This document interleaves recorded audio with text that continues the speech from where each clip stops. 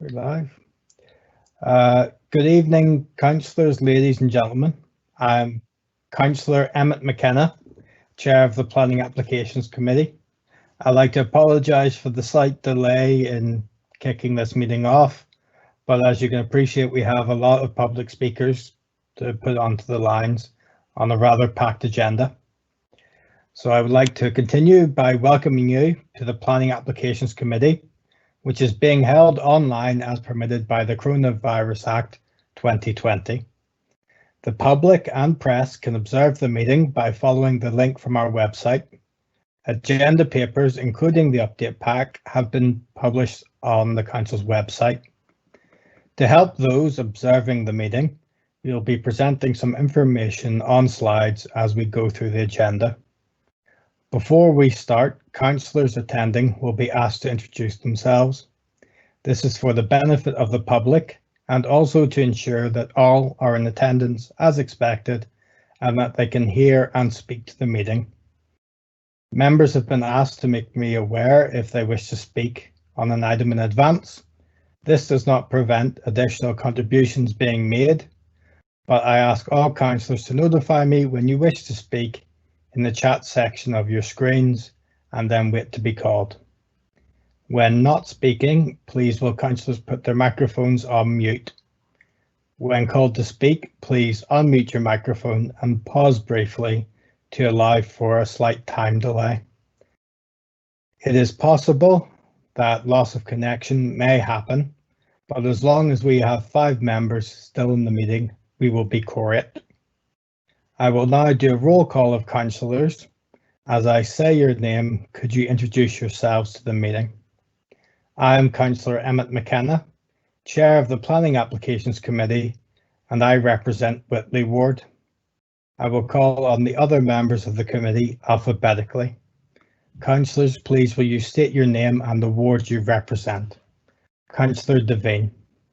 Hi, Ricky Devine, Councillor for Tilehurst Ward. Thank you, Councillor Devine. Councillor Ennis. Yeah, hello. Thank you. My name's Councillor John Ennis. I'm the councillor for Southcote Ward, but I'm also the lead councillor for housing. Thank you, Councillor Ennis. Councillor Lovelock. Good evening, I'm Jo Lovelock. I'm a councillor for Norcott Ward. Thank you, Councillor Lovelock. Councillor Page. Good evening, Councillor Tony Page, Abbey Ward Councillor and lead member for Environment, Planning and Transport and Deputy Leader of the Council. Thank you, Councillor Page. Councillor Robinson. Good evening, Chair. I'm Councillor Simon Robinson, Councillor for Peppard Ward, north of Reading. Thank you. Thank you, Councillor Robinson. Councillor Rowland.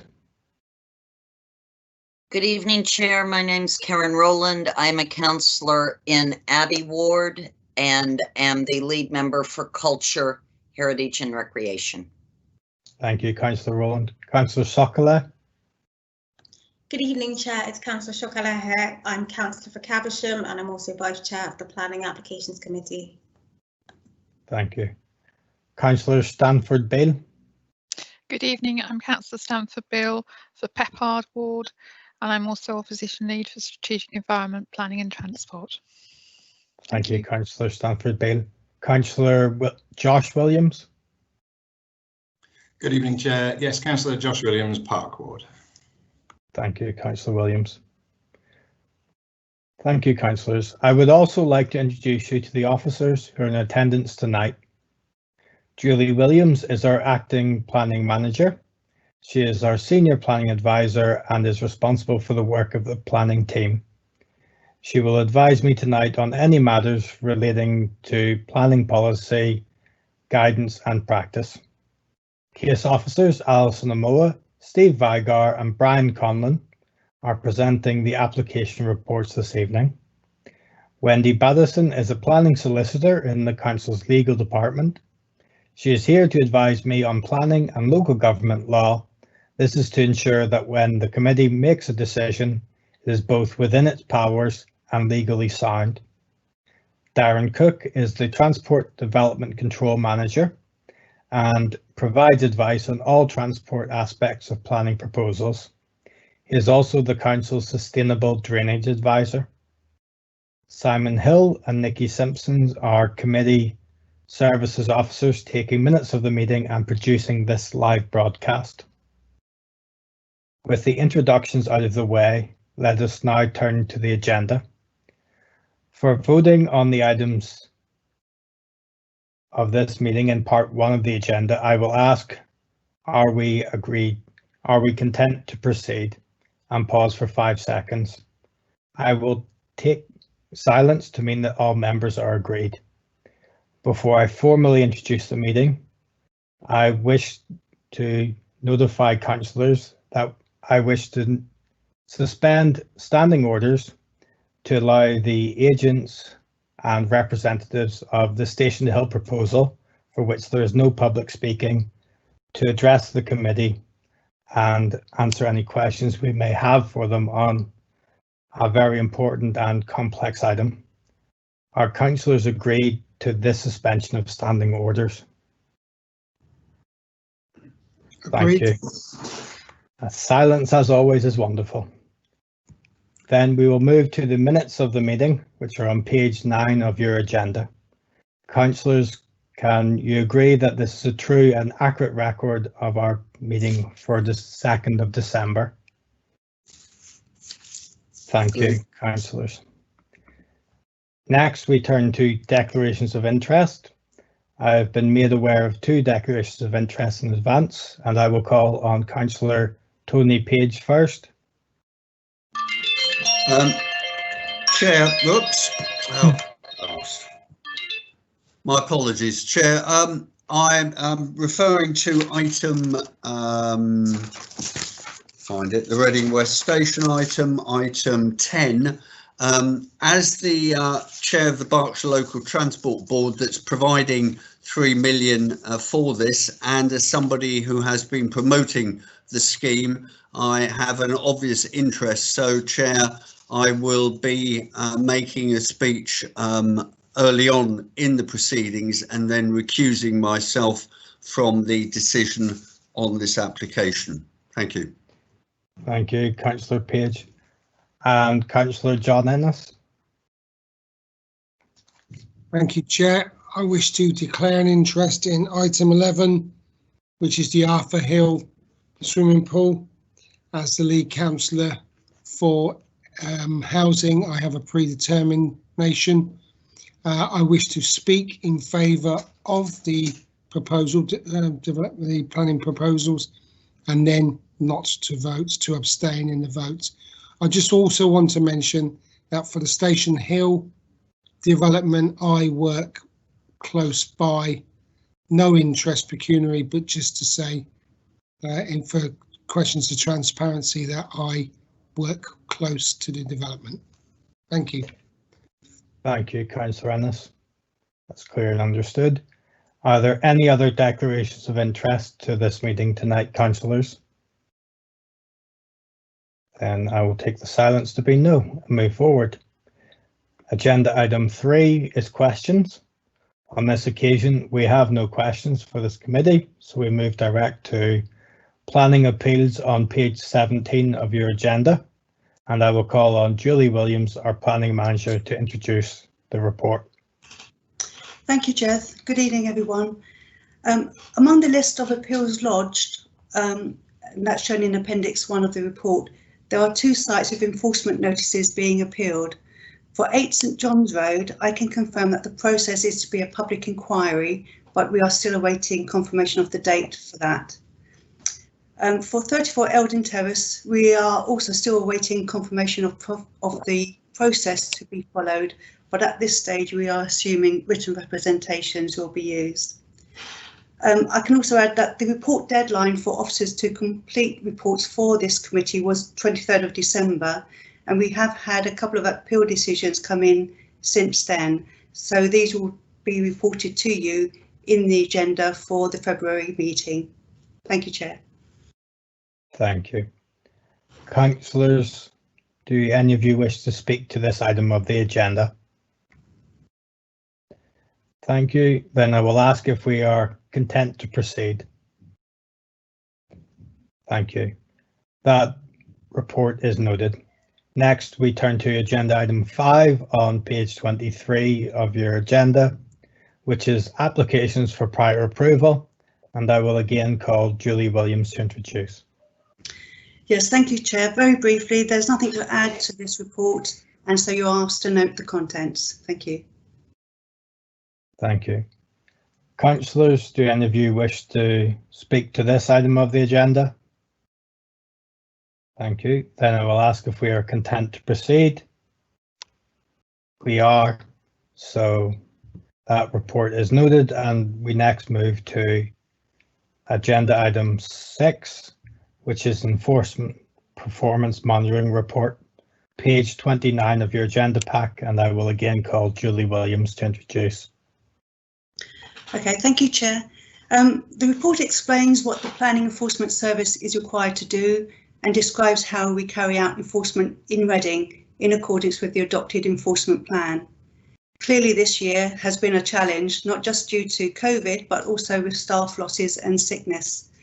Table 1 in the report on page 31 gives a flavour of how we are doing, and an update of the table should be viewable on your screen, but if it doesn't appear, I can confirm that for completing Q3, we had 151 enforcement notices received, 24 cases closed, so no more cases closed, and so that means we've got 325 cases on hand at the end of Q3. As noted in the report, I have managed to secure a new enforcement officer, and he starts on the 2nd of February. However, obviously he will need training up, but it is a start, and I'm also talking regarding replacing the other post in my team. So with that, there's nothing more really I can add to report. We realise that we are behind in terms of enforcement cases investigated, etc. But we are doing work. We are investigating those that are brought to us as most priority, and you know, hopefully with additional staff coming in the spring, we will get back on track shortly. Thank you, Chair. Thank you. Councillors, do any of you wish to speak to this report? Thank you. Then I will say that we will note the report, but before I do so as chair, I'll say the numbers aren't brilliant, but it's a very challenging time with very little staff resource, so they're understandable, and I'm content with the programme of work to move forward, and wish us all the success in the world for the next performance report. Thank you. Thank you. And we'll now move forward. That is noted. We now move to agenda item 11. On screen, you will see the running order of this meeting, with agenda items 11 and 12 being brought forward in our agenda because there's public speaking. Agenda item 8 has also been brought forward for convenience of the members, as there will be the suspension of standing orders. We will then move to agenda items 9, 10 and 7 to conclude the meeting. I will call public speakers after officers have introduced their applications in all occasions. We now move to item 11, application 201135/Reg 3, Arthur Hill Pool and Fitness Studio on Kings Road. I will call Alison Amoa to introduce the application, which can be found at page 299 of your agenda pack. An objector, Chris Beals, has asked to speak to this application and will do so by telephone link. I will call him after Alison has had the opportunity to introduce the report. Thank you. Thank you, Chair, and Happy New Year to everybody. The site is the former Arthur Hill swimming pool fronting Kings Road, with a separate access from the rear from Norwood Road. It's within an air quality management area and is locally listed and within a defined district centre. The area comprises a mix of residential, retail and commercial properties. Immediately adjacent is the Crossway Point flats, which rise up to 7 floors in part, and on the other side a 3-storey residential block. To the rear are 2 to 3 storey terrace properties on Norwood Road. The proposed scheme is for 15 new flats, partially within the retained locally listed front building, a new attached building to the rear and a separate L-shaped building with a private courtyard between the two. There would be accesses from both Norwood Road and Kings Road to parking and cycle storage. Many of the objections relate to the loss of the pool. However, as set out in the committee report in paragraph 6.1 to 6.13, the officer's view is that the principle of the development for housing is considered acceptable in planning terms. Paragraphs 1.7 to 1.9 provide a brief summary of the background to the council's decision to close the pool. The site is an allocated housing site, and it should be noted that an application for a pool at Palmer Park has been submitted and is currently out for consultation. The proposal before you is for 100% affordable housing, which, although exceeding policy requirements under policy H3 in terms of 30%, it is justified in this case because of the deficiencies, although limited against policy requirements in terms of private amenity space and lack of larger 3-bed and larger units. The update report identifies further points responding to objectors' concerns regarding the site being available for key workers in perpetuity and for right to buy rights to be removed. Reference to key workers could be included in a unilateral undertaking, although as noted in the update, at present there is no formally approved definition. A definition would need to be agreed with housing as the applicant. With respect to right to buy, it would not be lawful for planning obligations to be used to circumvent statutory housing legislation, and the proposal in itself is considered acceptable in planning terms and therefore meets relevant statutory tests under planning legislation. The overall design retains and refurbishes the frontage locally listed building, and the Council's Conservation and Urban Design Officer has confirmed that the proposal would not cause harm to either the locally listed building or nearby listed buildings. It would accord with the Council's sustainability policies in being a carbon neutral scheme. The amenity of residents would be safeguarded through a safe and secure design, as confirmed by Thames Valley Police Crime Prevention Advisor, and would provide accommodation of a size which accords with national requirements. It includes measures to minimise the impacts of poor air quality and noise in a sustainable urban location. Transport has confirmed that the overall parking and cycle provision would be sufficient within the sustainable location, and a condition is recommended which includes the implementation of either a new section of footpath or a drop curb crossing on Norwood Road, following concern from residents regarding pedestrian safety. Overall, the scheme is considered acceptable and is recommended for approval, subject to a unilateral undertaking and conditions as set out within the main report and amended within the update report. Thank you, Chair.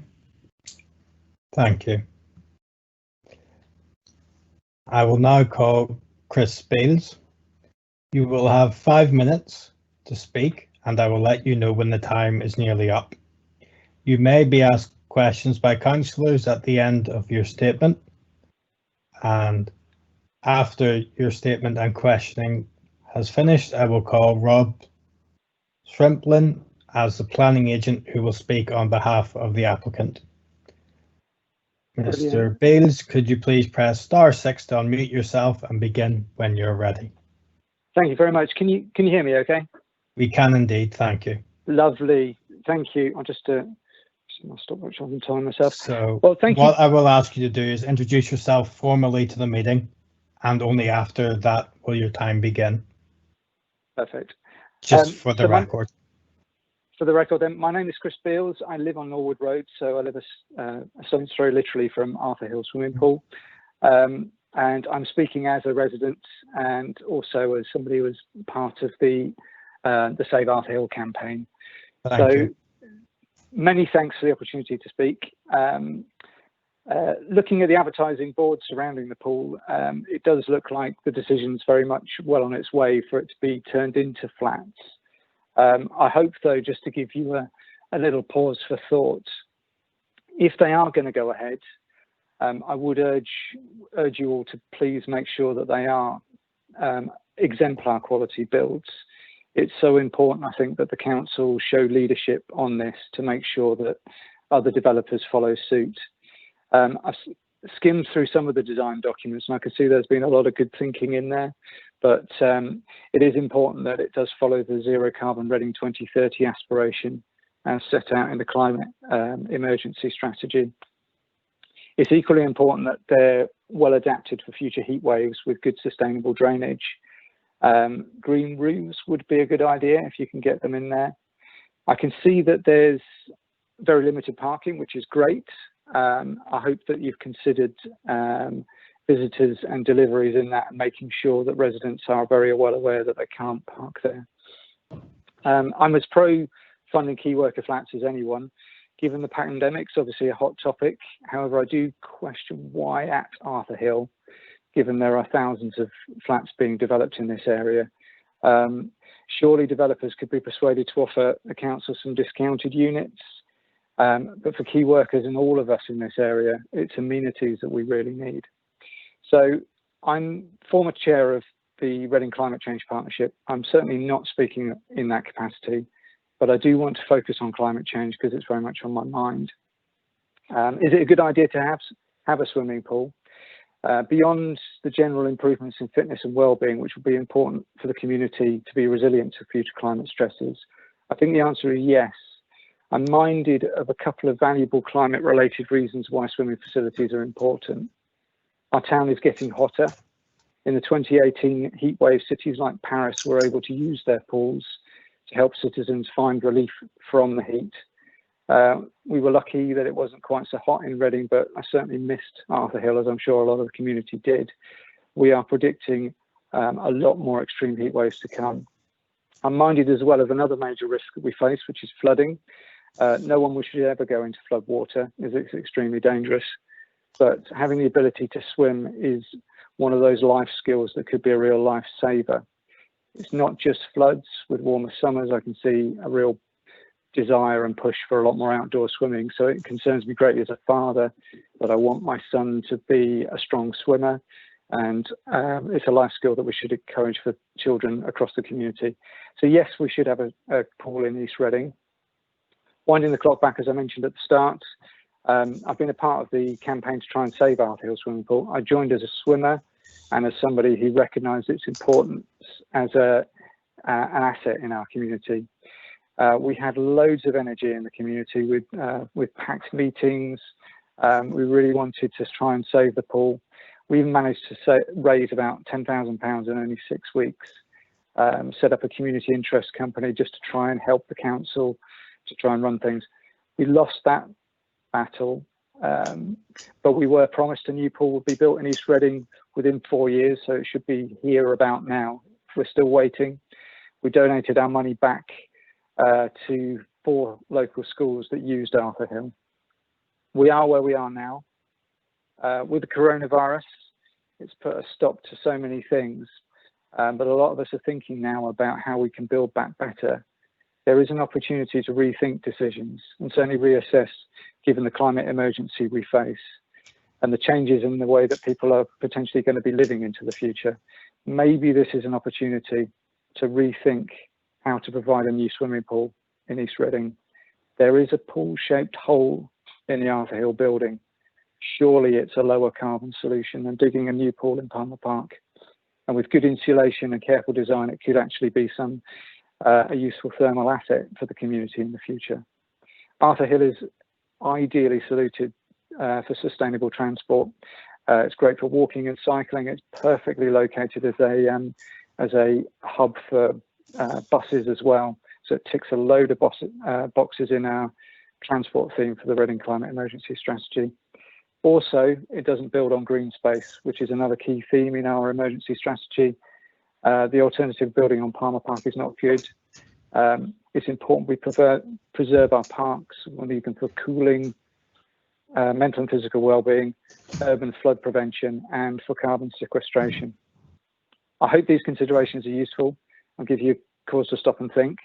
Building back better, a new Arthur Hill swimming pool will be a brilliant asset for East Reading, for the community, for key workers, for all of us that live in this area. It will make a real difference, making for a healthier, happier and more resilient community. Thanks so much for listening. Thank you. Thank you. Councillors, are there any questions you wish to ask?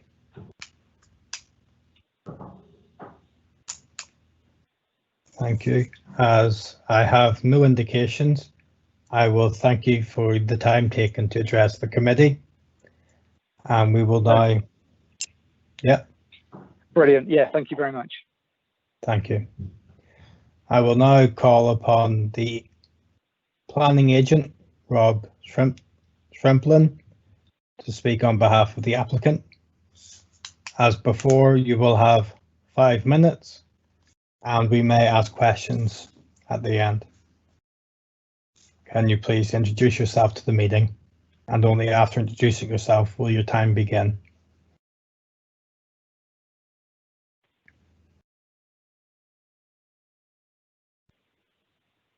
Hello, good evening. Good evening. Hello. I think I'm obviously now unmuted. Would you like me to introduce myself before I start? Yes, please. So my name is Rob Shrimplin of Shrimplin Planning and Development. I'm the agent acting on behalf of the applicant, who in this case is Reading Borough Council and specifically their housing department. Thank you. And you will have 5 minutes to make a statement. Good evening. This application has benefited from extensive pre-application discussions with the council.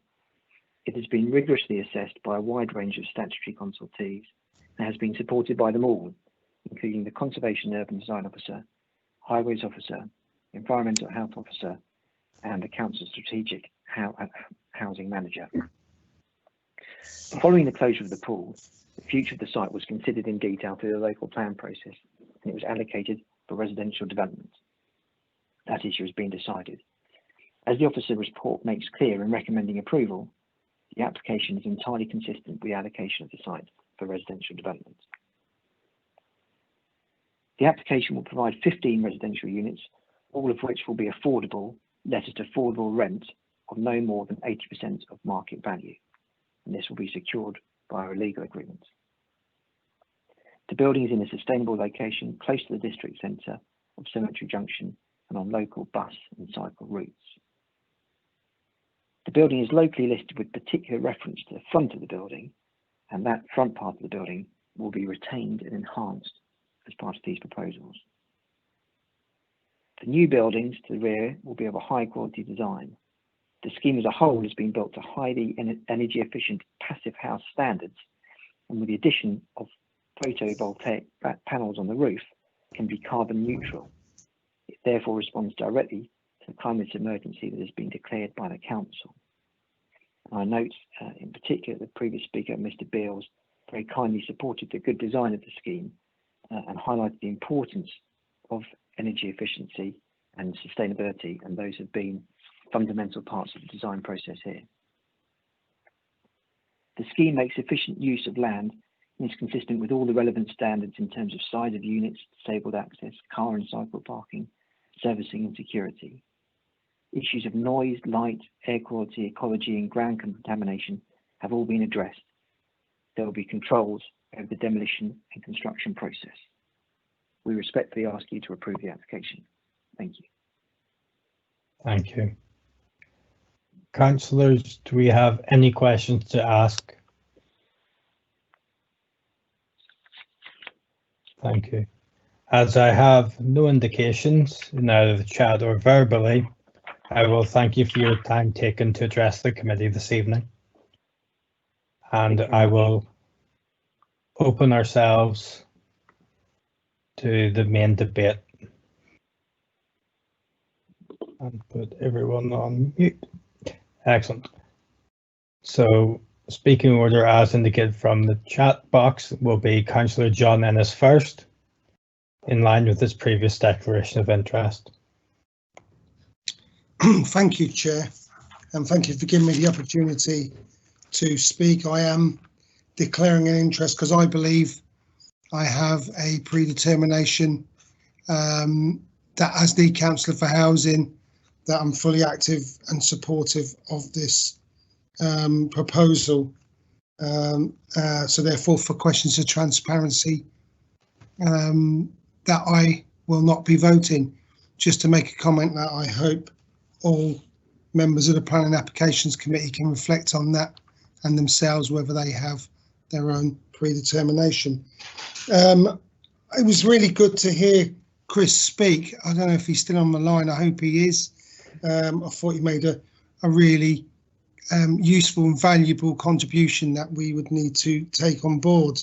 I think firstly, I would want to say that we must acknowledge, I as a lead councillor for housing as part of the administration, acknowledge the journey of Arthur Hill, acknowledge the hurt of the community of Arthur Hill and the good campaign that has been waged to try and attempt to keep the swimming pool. I think we have to recognise that.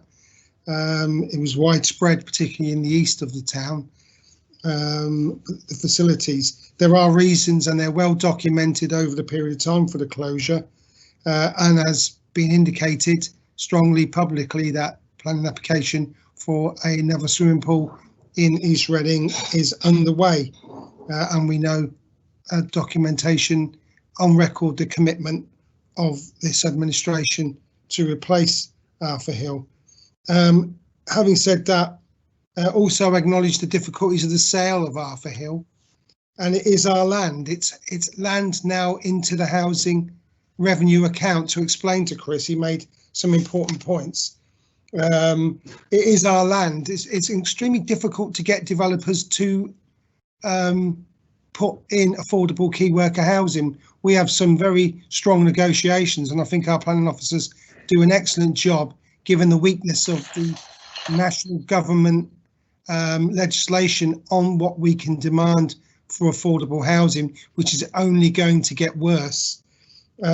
This is our land, and part of our strategy in Reading Borough for housing revenue account and housing land is to have a widespread plan programme of first class, highest standards, zero carbon, greenest housing, council housing. We're proud to call council housing, and we've got plans. We've already developed hundreds of council housing, and I would urge Chris and many others, because I know you sound like an active person to me. I know you're active.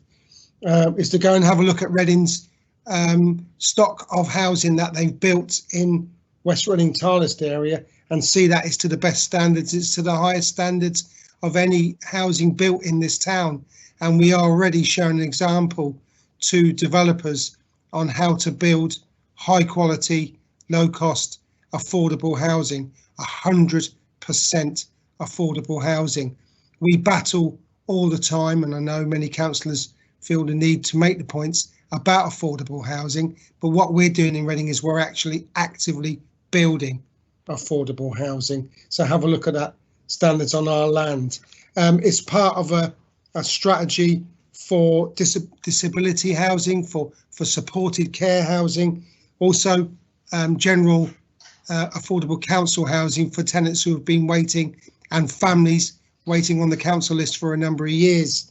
They're now being moved into council housing. We have more plans for further council housing of the highest quality and of the greenest possible passive house standards. And now we're looking to get tonight, with your permission, as a planning application committee, is housing for key workers. We're unique as a council. There's not many doing this. If you go and have a look, there's not many councils throughout the country in the south that are actually building homes that are affordable 100%, that we own on our land and of the highest greenest zero carbon standards. We think that's unique and we're proud of it, and we hope this gets through tonight. And I think the point about key workers, which will be included, we're committed very much. It's part of our fabric of what we do as a council to build affordable housing for key workers. I think instead of clapping, we've all felt the need to support our key workers, health workers, teachers, health, social workers. I don't think the list is exhaustive. And, there's been the move to clap every Thursday night throughout the pandemic situation, to clap for them and to support them. And we're all very much grateful to key workers who are continuing to work during this pandemic, putting themselves at risk. I think we should be, very much, supportive of them. But why not actually actively do something? And this is what this application is not just clapping for them, but actually providing housing, because, they don't get the best of pay rises over the past 10 years from the government. And the cost of living for many key workers has made Reading difficult to recruit. It's historically been a very difficult place to attract key workers. And therefore, what the attempt would be to do is to have 100% affordable at the 80% rate for them to go over a 2-year contract. I think we're actually doing some action rather than just clapping, is to get key worker housing. It's a great attraction. We're actually keeping the frontage, and if you saw the plans and heard the agent, is that we're keeping as much, all the necessary, historical frontage of the pool, whilst acknowledging, the issues of the pool, but we are keeping to that. So I would finish and urge the Planning Applications Committee to have a look actually at the planning app, to have a look at it in itself, to agree it in itself, to acknowledge the history of Arthur Hill.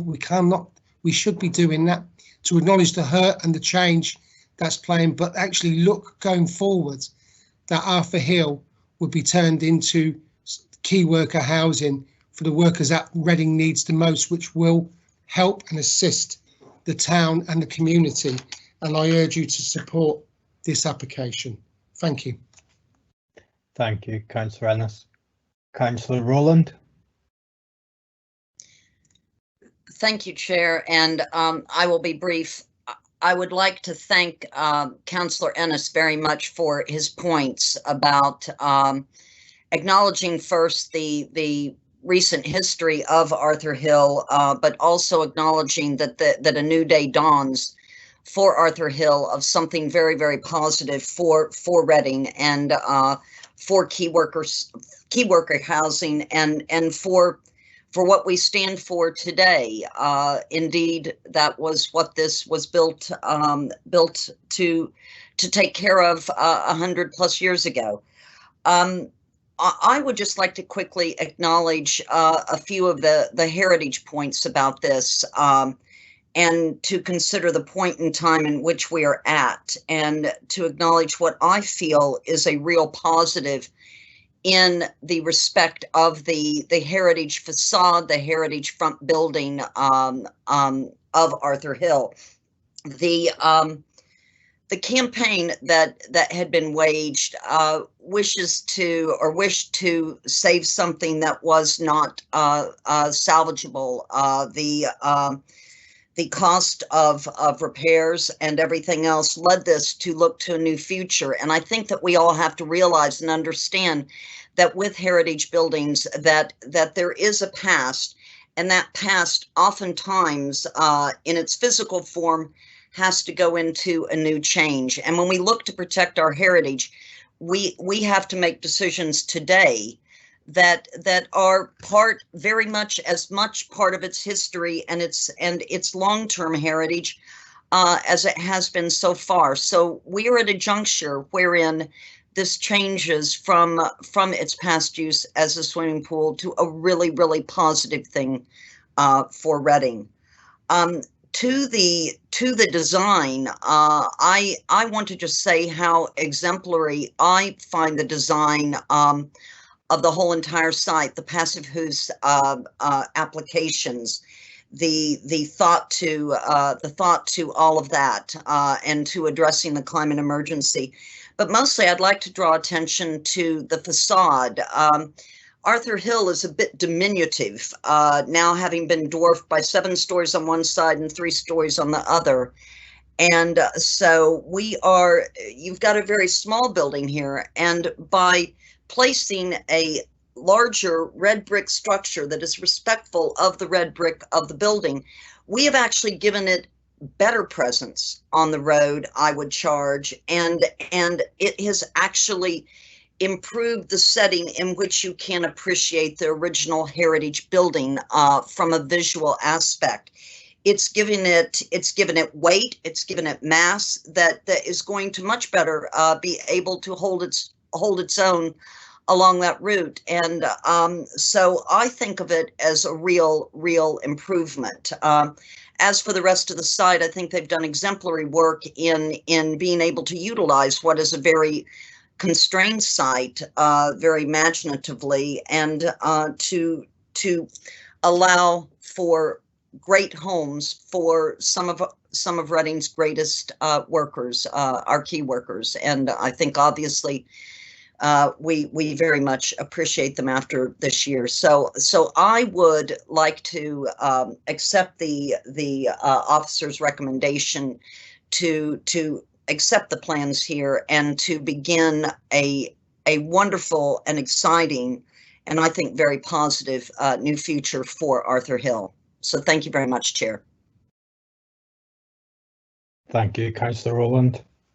Councillor Williams, please address the committee. Thank you, Chair. Yeah, I've got a few things to say. Thank you. First of all, thank you to Councillor Ennis, who speaks in support of our key workers, and Councillor Rowland, who always speaks in support of our heritage. I respect them both for that. I might disagree slightly over the next couple of minutes, but I thank them both. I'd like to thank the officer as well, Alison Anwar, for her help in understanding some of the details of the application, for her report and her update report. As Councillor Ennis did, I suppose I could have declared an interest in this one. I used Arthur Hill almost every day when it was open. It was a remarkable place, a community hub, not just a swimming pool and a gym at the back, but I suppose I'm just declaring sadness that closed, really. So I'll start with policy RL6 from our local plan, and that's the one that covers the protection of leisure facilities and says that existing leisure facilities will be retained. There's a strong presumption in favour of retaining leisure facilities, and it goes on to say developments that would result in the loss of a leisure facility will not be permitted. And I think this loss of leisure is still fundamental to this application, and of course to the people of East Reading. It's dealt with in the officer's report by saying we don't need to concern ourselves with the loss of leisure because the local plan says it's okay to put up houses, and only if the local plan didn't say it was okay to put up houses would we then look at the loss of leisure. But it's a slightly tortuous way to deviate from what is an existing inspector approved policy. When the local plan was consulted on, residents had the right to expect that the policies in it carried their own weight, not that the local plan itself negated its own policies. They were told Arthur Hill would either be housing or leisure in the future. Both uses were valid.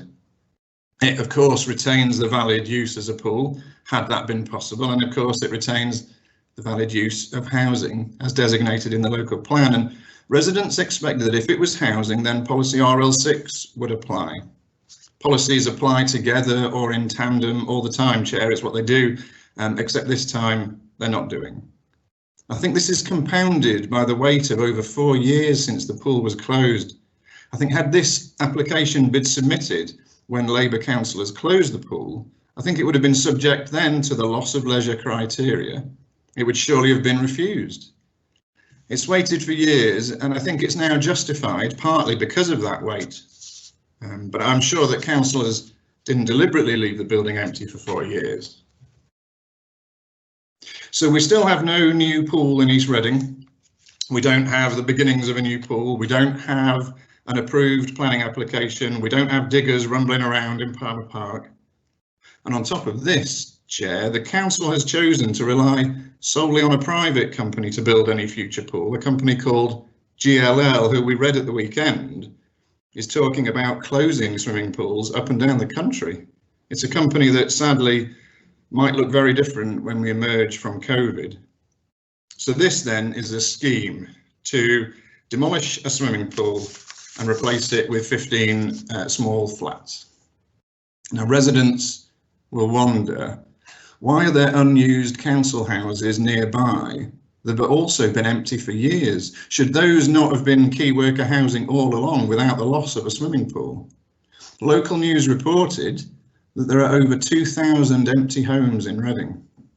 If you were to stop someone in the street in a socially distanced way, obviously, and ask them what we don't need more of in Reading, the answer, well, we don't need any more tiny flats, or micro flats, as one objector called them. So this application really seeks to use key workers as a sort of human shield for the disappointing decisions of the past. Those decisions have kept Arthur Hill closed. My thanks goes to local campaigners, because if this does gain approval tonight, then I hope that the undertaking will include that it will be guaranteed to key workers. And I'm happy for that. But even then, all of these properties could be sold off as right to buy within a short time. If we give this application the benefit of the doubt, Chair, and say, OK, it's designed for our key workers in the NHS, for the heroes who are getting us through this awful pandemic, then we need to ask, why are these flats so small they don't even reach the minimum size standard set by the Tory government? They measure in, as far as I can tell from the application, at 51.2 square metres. The absolute minimum set standard is 51.5, a fraction smaller. But what a way to thank a hero, Chair, with very literally the smallest flat the law will allow. Perhaps that is precisely why the local plan lists the site as acceptable for 6 to 10 dwellings, not for 15. The council, Chair, rightly declared a climate emergency, and then it promptly decides to spend millions and millions of pounds demolishing a swimming pool and rebuilding it somewhere else. So the climate emergency does carry weight in planning, Chair, as you know. The planning inspector is now considering climate change a valid reason for refusing planning applications, or at least giving it weight as a material consideration. So it's going to strike some people as very odd that a council would rather encroach onto green space of a park than use what is, in the words of the objector, Mr. Beales, we heard earlier, already a swimming pool shaped hole on the King's Road.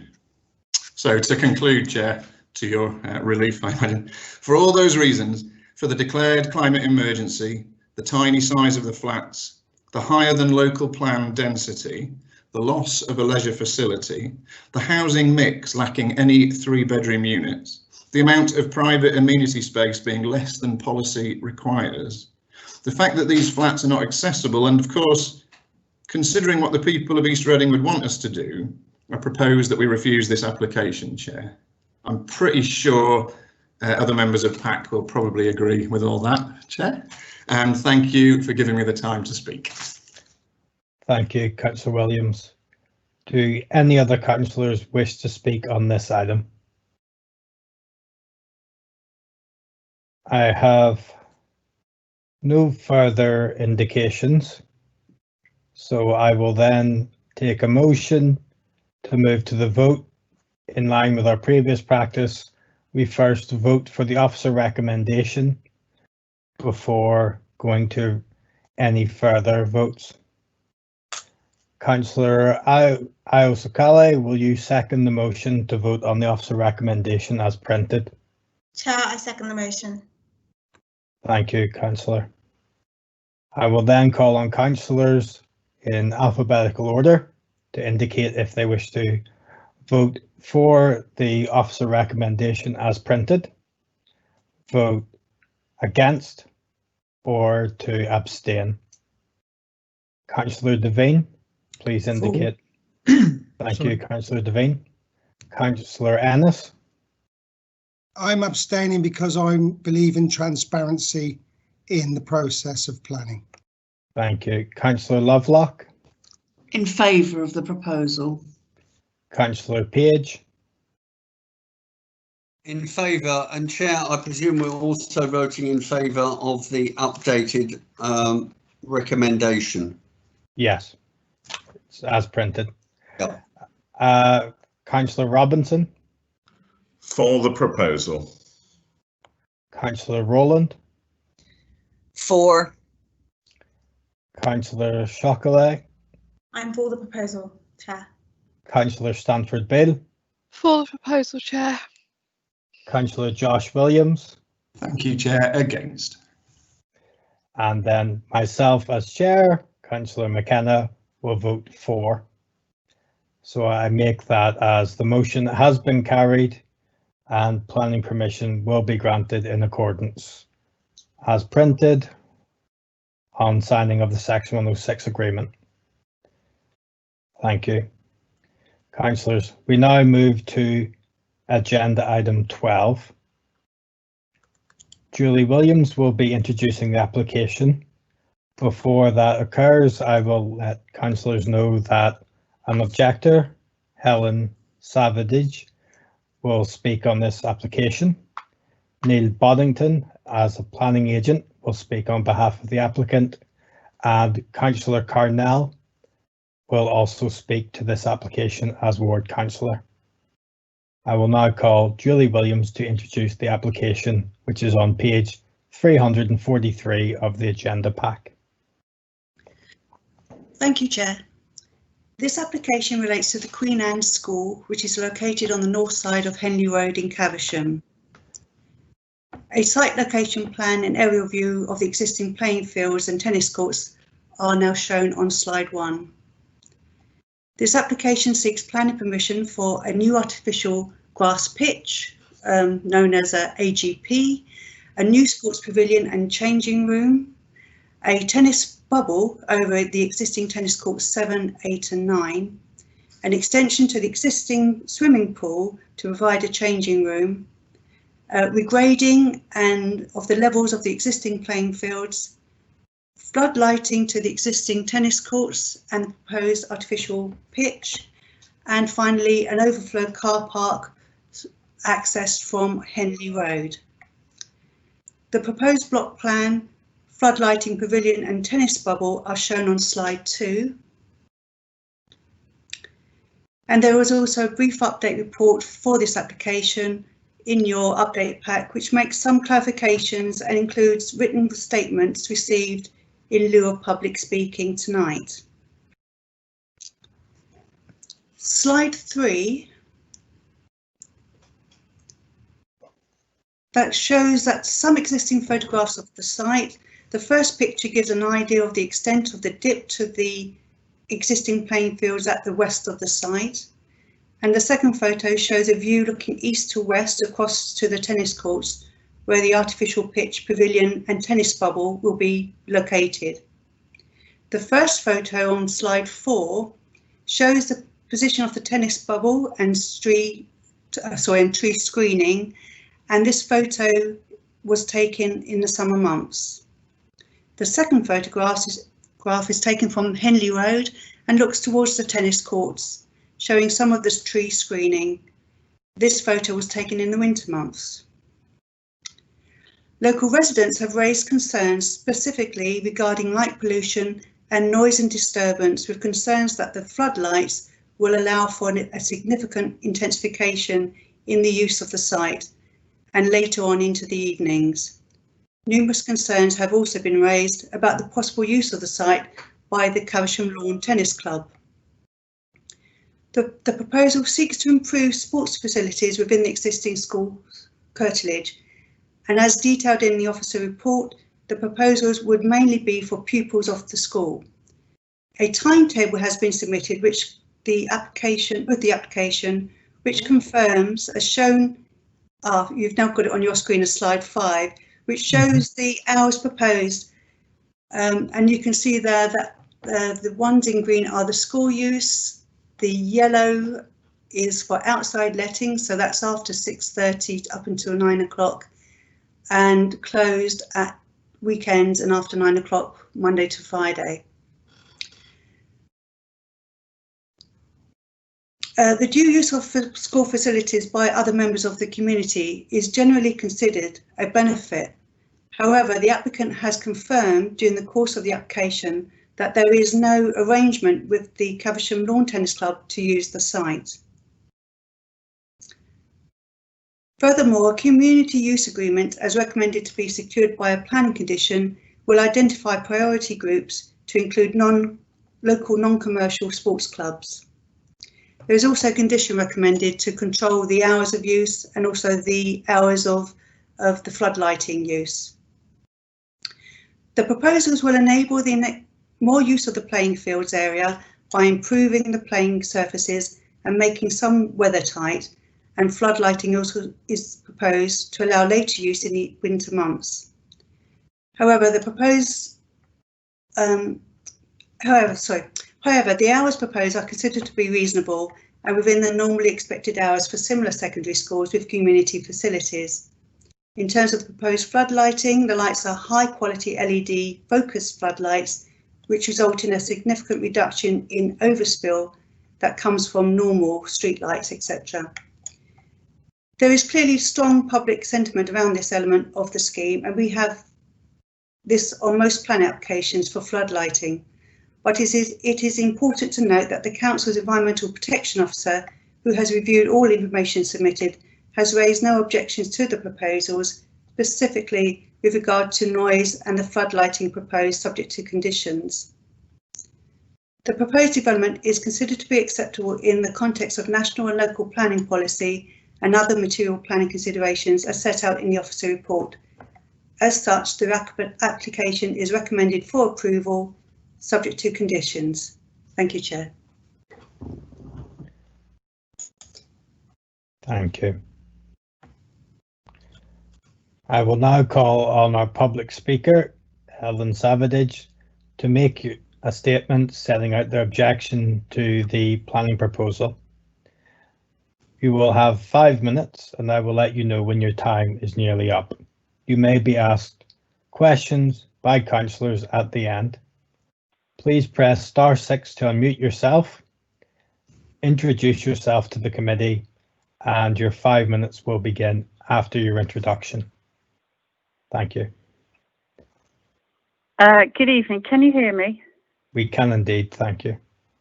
To clarify that it's Helen Savage. Just before I start, can I just report some misinformation to councillors?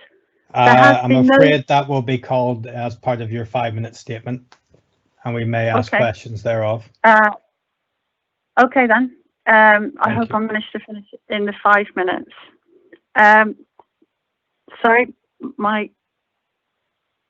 just trying to rearrange something here. Bear with me. Certainly. Technology. Okay. Good evening. I want to report some misinformation to councillors. There has been no reconsultation of revised proposals at any time, and also the revised noise documents were uploaded to the portal on Monday after the deadline for written statements. We did inform the officers of this, but they have not included it in the update statement. So good evening. I live in an ex-housing association house in Field View. My French doors are 11 metres from Queen Anne's fence. I am very alarmed that my right to quiet enjoyment of my home is coming to an end. Councillors need to understand the actual current level of use. I've lived here for 8 years and this is what I am accustomed to. The information I'm giving is pre-COVID. There is use of 1 or 2 lacrosse pitches on Saturday mornings in winter only. Summer holidays, 2 or 3 hours weekday use by the summer camp. This is a small private school with long holidays. There is no use on any day for 3 weeks at Christmas, nor in the 3 to 4 weeks in July between the school closing and the summer camp starting. No use on Sundays all year. No evening use all year. You're welcome to visit Fieldview and see how quiet it is. I'm very confused as to what use is being proposed, as the report contains contradictory statements. Is it just school use at weekends, or is it all year no use at weekends? Conveniently, there's no mention in the report of what use will be in the holidays, so potentially use and noise will increase to all day, every day of the year and every weekday evening. This is a massive increase to it effectively becoming a commercial centre. Plus, the noise will continue after 9 p.m. as groups of people get changed and then use the AGP access path that is only 3 metres away from my fence. Complaints have been made to the school before about noise on the path. Please move it to the Henley Road side of the field. I cannot find the source for Sports England that is quoted that AGPs can open till 10 p.m. in a residential area. I trust planning officers know that the Abbey School use is restricted to 7 p.m. on weekdays and a 5 p.m. finish during the school holidays. Abbey School has told us it will get fully booked up. They have inquiries from London clubs as well as local groups. Sound levels provided by the school are only estimates. Base levels have only been taken in the evening on one day and not in our gardens where the impact will be felt. No consideration has been given to the heights of buildings. Fieldview has a 4-storey block of flats with balconies. To the noise levels of supporters on top of the 25 people using the AGP, nor the different types of sports. There must be no use of the roof terrace cafe at any time by any commercial group.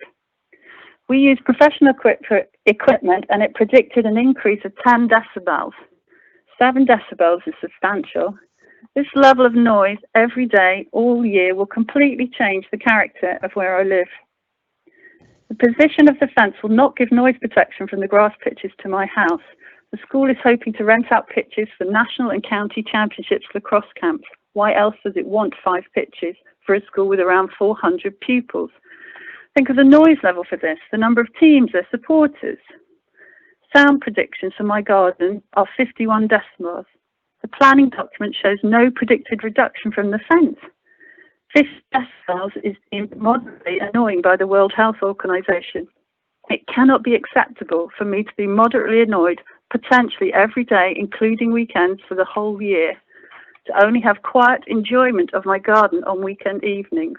I repeat, to only have complete quiet of enjoyment of my garden at weekend evenings. Our bedrooms overlook the playing fields. Children go to bed before 9 p.m.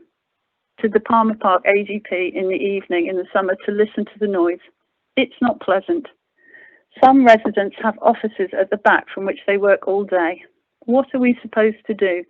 Stay indoors, keep the windows shut, go out, get away from the noise? It's not reasonable for the school to change our lives in this way. We know that parking has been moved to the use of tennis courts to restrict neighbours on Grosvenor Road. Please now restrict use to the school only whilst they collect the evidence as to actual noise levels and how well the acoustic fence works. Any later extension of time can then be applied for based on actual noise levels. Thank you very much for your time.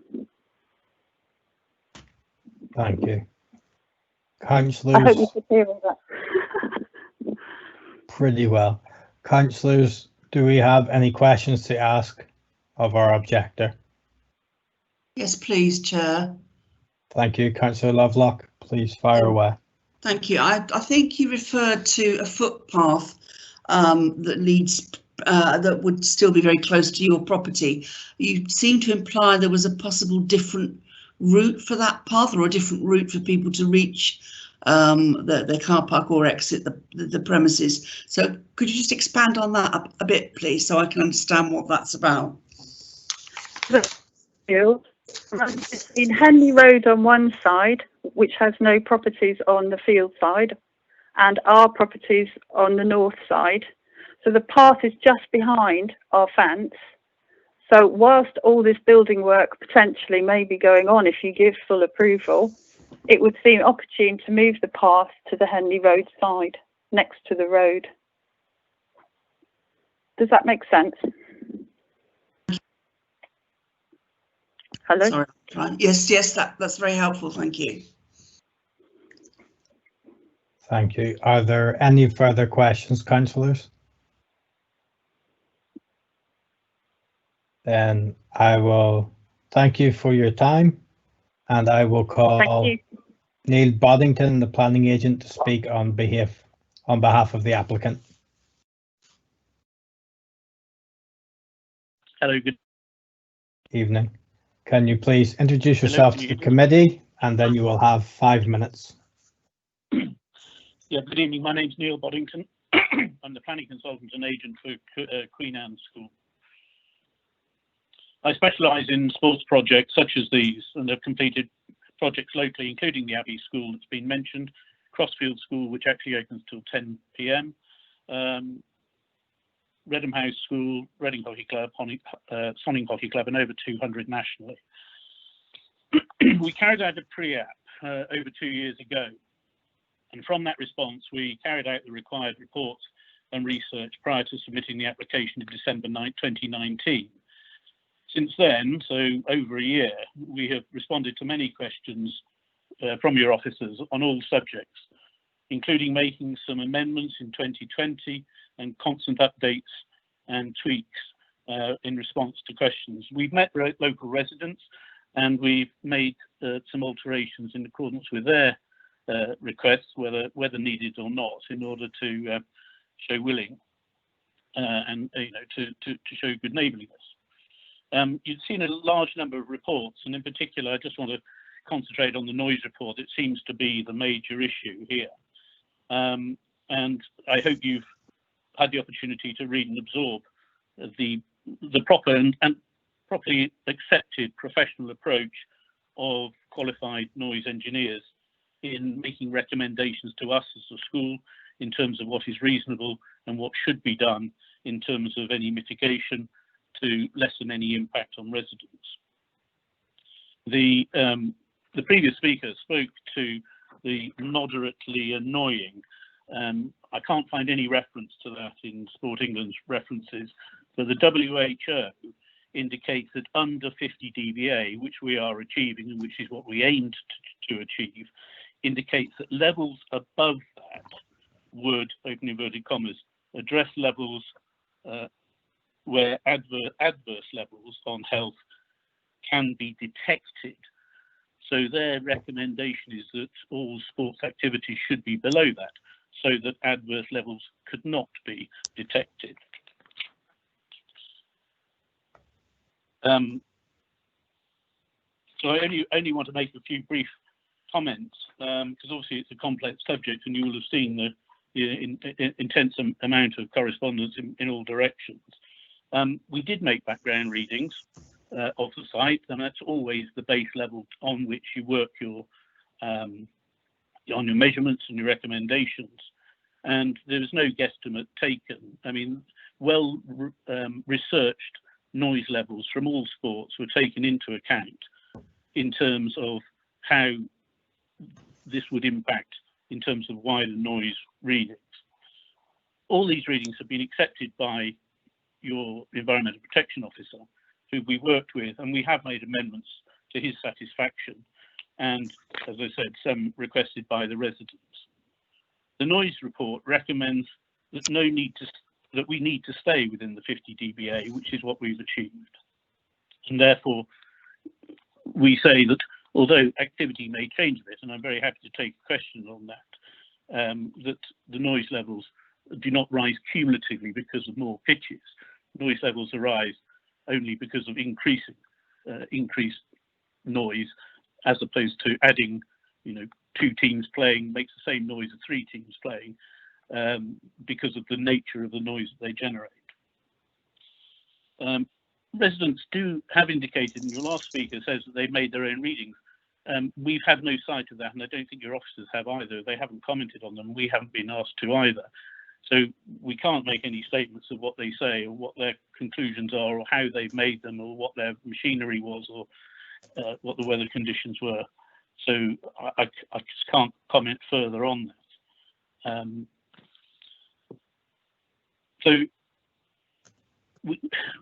From my point of view as a planning consultant, the easiest way of getting a planning permission is to look around the site and to see what we can do to make the conditions accord with national advice, with all the recommendations from noise, in terms of ecology, in terms of highways, in which case the objections won't be substantiated. And I put a lot of time in, over 2 years on this, to make the school have a sports program and facilities to last it for the future, for the next 20 years. It's done major improvements to the school, to its indoor sports facilities, to its music facilities, and this is sort of the final step. And they need to offer a high quality for their students, and it's only right, as is very common and supported entirely by Sport England, that when these facilities are not being used, then they are offered to the community. I would just say the rather scaremongering comment about it's going to be 24/7. The school will continue to operate exactly as it does at the moment. The artificial pitch will offer the opportunity for training because the grass pitches can't be overused. We will improve the grass pitches to get rid of the dip. 1965, I sent a photograph to the planning officer showing this was a flat surface. Can I ask you to draw your comments to close? Yeah, Thank yeah, you. indeed. So we're offering better facilities, and those facilities can be passed on to the local community who are residents locally and teams locally. Thank you very much. Thank you. I have several councillors who have indicated that they wish to ask some questions for clarification. I will call Councillor Joe Lovelock first, please. Thank you, Chair. You heard Mrs. Savage talking about the footpath, and then I asked her about that. You said you'd been backwards and forwards with the community looking at ways to improve the application to take on board some of their concerns where possible. Had you given any consideration to moving or making the route out further away from the residential properties so that and people chatting as they leave are not quite at the bottom of their gardens? Yeah, yes, indeed, we have. The footpath is the major link through the school from the boarding houses at one end, at the Grosvenor Road end, down into the school. So whatever happens, we would have to keep that footpath in that location because, you know, the girls obviously are walking to the houses that are close to the field view and they're not on the Henley Road side. But to put in another path along the Henley Road, and sorry, may I just say, all the trees on the other side of the footpath on the field between field view and the footpath are TPO'd, and you know, obviously part of the character of the area. We wouldn't want to see them damaged. We did look at putting another footpath in alongside the fence. The problem we've got is there isn't enough room because of the length of the pitches to be able to foreshorten the playing fields, the grass playing fields that we've got.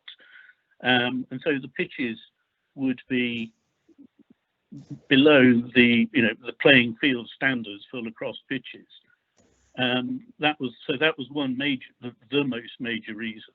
And the second major reason was it would be an incredibly long walk round to all the other facilities, because if you walked along the Henley Road inside the playing fields on the Henley Road, you then have to come out and along the side of the tennis courts to get back up onto the path.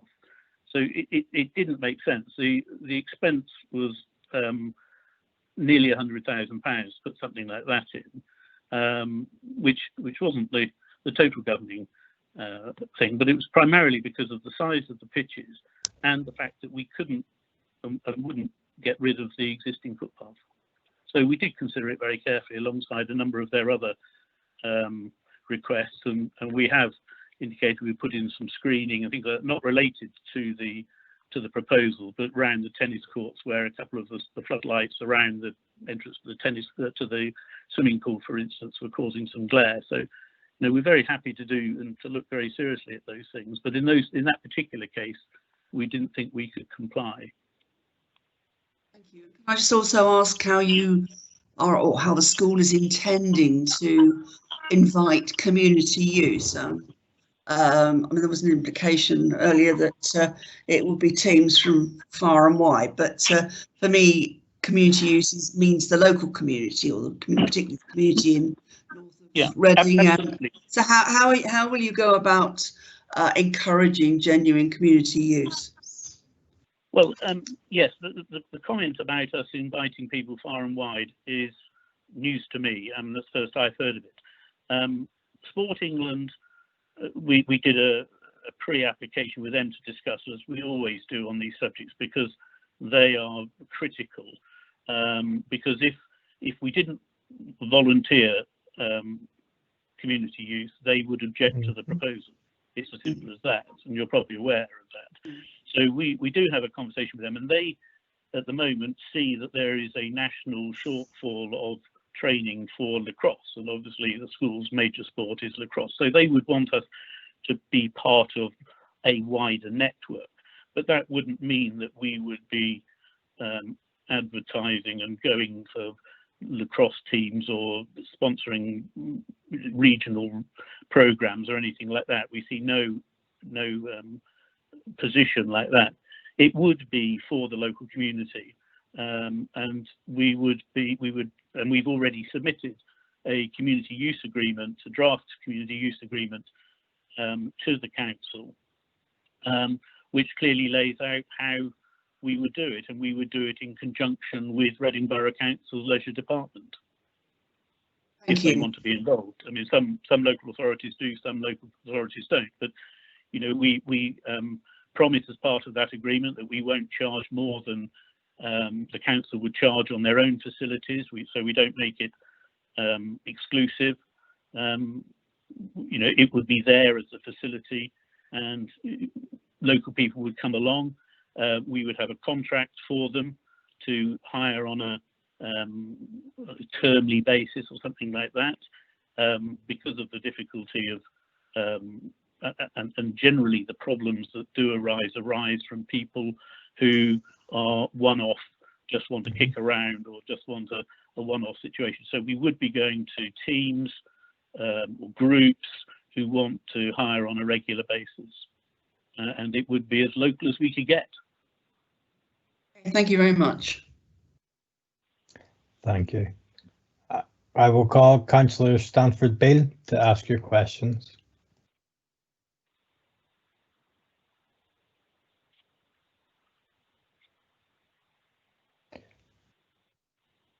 Councillor Stanford Beale. Sorry, I hadn't unmuted. I just wanted to ask about the path again, because Fieldview is behind or to the north of the Henley Road, as you know, and that's quite a long distance of path they've got between boarding houses on one end of the school site and the main part of the school on the other end of the school site, and it does, you know, it does create nuisance for people when you've got young people, obviously girls in this case, that are walking along between boarding houses and the main part of the school. And you know, young people don't tend to be very quiet when they walk along, so it does cause a significant amount of nuisance to residents. So you're saying that the issue is that if you relocated the path to the other side, to Henley Road side of the pitches, that it would be an issue about you'd have difficulty relocating the path because of the pitches, and then secondly, it would be expensive and a longer walk to get back to the boarding houses. Yes, the expense is not the key issue, but it clearly, you know, is a consideration. But the two were, you can see actually on slide 1 that's on the screen at the moment, the path that goes along that boundary. It's reasonably inside the boundary actually, but yes, the school boarding houses are to the north corner of that photograph, beyond the tennis courts, and so they would then, you can see the swimming pool. Oh, sorry, we've gone. Sorry, you can see the swimming pool just above the blue rectangle, which is depicting the artificial pitch, and they walk down alongside there and then get onto that path. That isn't going to change during the day, in the mornings, during the daytime. The girls will continue to walk down there and walk back as they need to. So that's not going to change. Originally, we showed an overflow car park in that corner, which created, and you've probably seen some issues in terms of activity on Grosvenor Road. So we've taken that away, but we've shown as part of the requirement an additional 15, I think, or 16 spaces of car parking in the bottom corner by the existing car parking. And yeah, the users of the pitch would walk along there to get into the artificial pitch, and if they were to use the tennis courts, we don't foresee the use of the tennis courts by the public being particularly prevalent, because as I said earlier, we wouldn't want to rent them out on a one-off just because of the difficulties of administrating it if somebody just turned up and said I wanted to have an hour. So we would be looking to do it in groups. Yeah, and from our experience, the pitch would not be used by more than 20-25 people at any one time, and they would have a 1.5 hour session, depending on the nature of use, but generally they're about either an hour and a half, and they would walk back again. So at 9 o'clock the lights would go off, and they would walk away from there and come back. I don't see that would need to be particularly noisy. I mean, clearly, as part of the contract that we would have with these groups, there would be a disciplinary section in there, so that anybody who was deliberately making noise or making noise that was unnecessary, and indeed causing undue disturbance, then we have the right to cancel their booking and to have done with them. I think that on the basis of people being reasonable, and certainly we will be advising them of the proximity of residents if they're not able to spot it themselves, that they should show due regard. Okay, and the other thing was about, it said Reading Hockey Club was looking at using it as an overflow pitch. So would that be on a regular basis? Again, that's perhaps a bit of an extravagance. I mean, Reading Hockey Club, as you know, up the road, they have access to 3 pitches, 2 on their side and 1 at Sonning Hockey Club, which is next door to them. I happen to be a member of Reading Hockey Club, and I've been on their management committee for a long time, so I know exactly how they work. They have over 600 children on a Saturday or a Sunday morning that come between the ages of 6 and 18 to play hockey, of which there are about 70 who are pupils at Queen Anne's. Now, it's certainly not proposed to be their hub or anything like that, but there's always a demand. They run over 21 teams at this moment in time. That's not counting juniors, that's senior teams. And there's always a need to find a pitch here and there if they happen to have 7 or 8 or 9 or 10 games at home and they can't fit them into the programme, because what they will do is have use of 3 pitches, and then Sonning will have use of 3 pitches. So Sonning will use our pitches, so that what it's trying to do is to get all the teams playing at the same time, so that you have more of a rapport in the clubhouse when you go back, rather than just have one team, rattling around in each of the various clubhouses. So Reading Hockey Club have been made aware of it because of my involvement, and they said that there may be, if pitch time is available, they may like to use it if they need to, but I don't think it goes any further than that, and they're not certainly looking to be a sort of a primary hirer of the pitch. Okay, thank you. But, these are just initial soundings that we've made, because we wanted to sort of test to see, given the pitch is going to be primarily used for hockey and lacrosse, but we want to be able to see if there is any demand locally, so that we can link up and form, the local community uses that are part and parcel of the agreement that we're happy to go into with Reading Borough Council. Thank you. Thank you. Thank you. I will now call Councillor John Ennis. Thank you, Chair. Just get my camera on. It's a question, I think Councillor Lovelock asked it, but I want to reinforce it, about open to the public. because I've gone through the report a few times now, and these applications often, you know, there's a lot of concerns from the residents, as you would know, legitimate concerns. But the local community, you know, is there going to be, is it going to be a genuine use for the community, you know, structured hours, as you know, as you've alluded to, or is it the public can use it but only when, as and when the school will allow? Yeah, well, the timetable that Mrs. Williams referred to, we've submitted as what we anticipate. So the priority will be for the school, and they will want to use it all day during the weekday while school's on.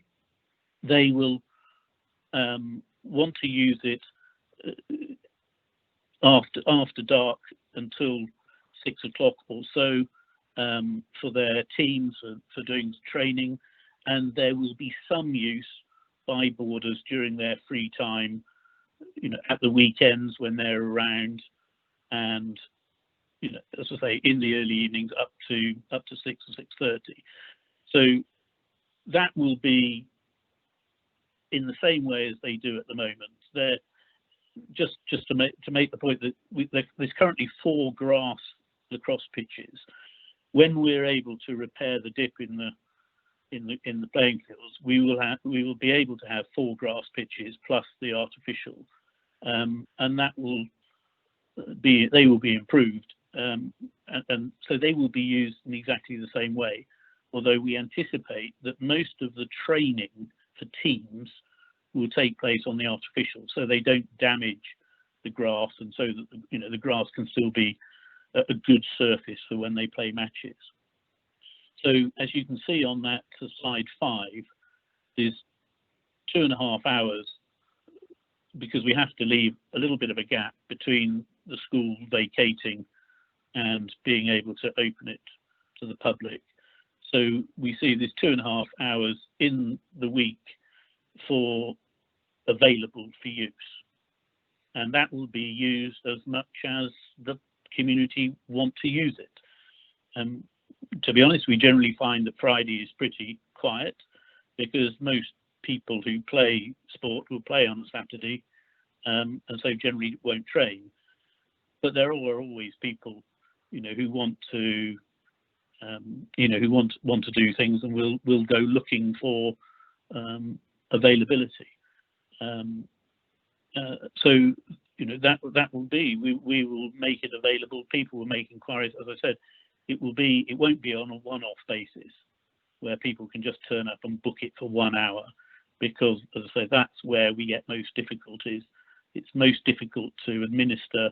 It's difficult to contract in terms of, you know, the control over the payments and the control over the usage. So we would want to commit to groups who are, you know, going to book this on a regular basis. And there will be two booking sessions per evening. Thank you. Thanks ever so much. Okay, thanks.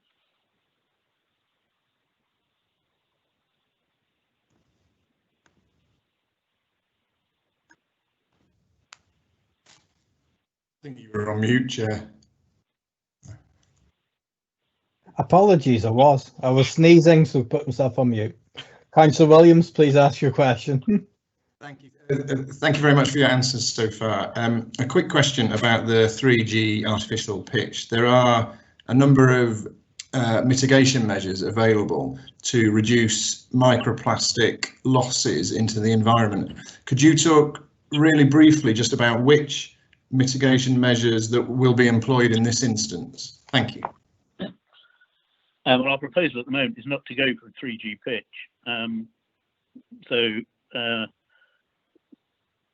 But I'm very happy to talk about it if you want me to. Yeah, and our proposal at the moment is we go for a sand-dressed short pile carpet. 3G pitches relates to rubber crumb infill, which are generally 20 to 40 millimeters long And yeah, there's a lot of misinformation, I would say. You know, obviously I'm very entrenched in the industry. I regularly attend education exercises, for want of a better word. Lots of the carpet manufacturers have professional days where they update, and the matter of the rubber particles is one that has been well, kicked around, no pun intended, really, for many a year. And there's a huge amount of research that has been done by the carpet manufacturers to prove the case about its safety. And within the industry, it may be easy to say, yeah, they would say that, wouldn't they? But there is a huge amount of research that says that it's not as bad as everybody would like it to be. Now, that's not to play lightly on it, because, you know, we're fully aware that it is a rubber and therefore there is potential contaminant. But the evidence shows that the refill of these pitches is so low that the loss and the waste of rubber crumb is a small proportion. With 3G pitches, I think they put on 70 tons of rubber crumb infill on the long pile carpets, and the refill levels are less than a ton a year. So it seems to consolidate itself, but they're also looking at all sorts of various other potential, including larger grain sand, including cork, including a number of other timber products that will perform in the same way. And that's research that's ongoing. But as I say, I mean, our proposal at this moment in time, due to the needs of the school, is that we're not looking at the 3G at this moment in time. So thank you very much. I read 3G in the report and repeated it, which I apologise for. So you sorry, are... yeah, I don't know how it got there. If it's one of my reports, it shouldn't certainly be there. It's fine. I imagine it was a copy and paste, and I've just read it out without critically thinking it through. It is an artificial pitch. So it is an artificial pitch, but it has a much lower level of microplastic losses than the 3G perhaps people might think of. And so because of that much lower level, no mitigation is required. Is that correct? Well, I mean, the pitch life itself, before it, you know, because of its UV values and its design, it's a polyethylene rather than, you know, polypropylene, which is more fragile. It does have a good life, and we are anticipating between 10 and 15 years of the life of this carpet, and then yes, it would have to be disposed of, but there is you know, increasing amounts of recycling of these products going on, as opposed to landfilling them. So it's all part, I mean, as we all move towards, you know, the recycling and the sustainability, it's under scrutiny all the time. Thank you, Chair. I don't think I've got to where I wanted to go to, but I started off on a 3G wrong footing, so I think I'll leave it there. Thank you. Thank you. Councillor Devine, please ask your question. I just wanted to clarify, if possible, what happens to usage during the school holidays? The odd 13 weeks in a year when the school is closed. Are the courts closed totally? We don't foresee any use of the tennis courts, and we would probably see, I mean, it's not a matter I've taken up with my client on during the daytime during holidays. I would suspect if somebody has booked a session that runs into the holidays, that we would you know, that would continue in the evenings, but we don't foresee, due to the fact that the groups that we would be, you know, aiming at or expecting to come would be working as they are. So we would expect little use during the day. The school currently has camps and things like that during the holidays for children. They will continue, and they may use the artificial pitch. But I think that the use in the evenings would I mean, there will obviously be breaks around Christmas and Easter, but they would probably carry on during some of the holiday periods, yes. Okay, thank you.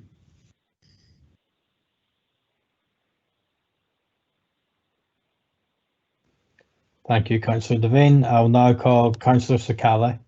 Please address the committee and ask your question.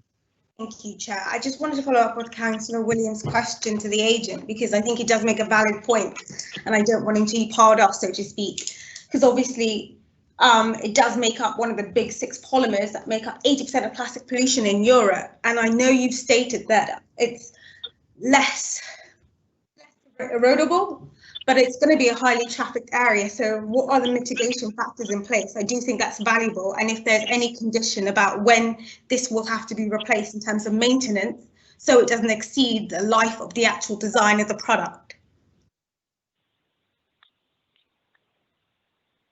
That's my question. So is there going to be, can it be conditions that we have something that makes sure that the material isn't used for longer than its actual design life? Because humidity, UV will still affect it and it will still degrade and it will still have microplastics. And it's still one of the big 6 polymers that is found in our rivers, as per the 2019 Greenpeace survey that says 13 UK rivers, 80% of the polymers are found there. Yeah, it's a pretty technical question. I'm not sure I'm qualified to answer that. All I can say, I think, probably is, you know, the carpet costs around £150,000 to replace. So you don't replace it until it's worn out, and you know, it does have a life. There are some pitches I see of 20 to 22 years old, and there are some that last 8 or 9 years old, and it very much depends on the use that it's put to.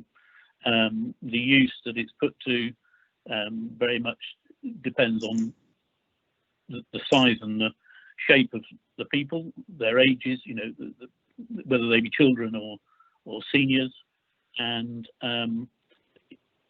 you know, I normally find from experience that schools such as these generally get 10 to 15 years out of these pitches before they need to be replaced. And I can't really address the matters of mitigation in terms of what else we can do at this moment in time.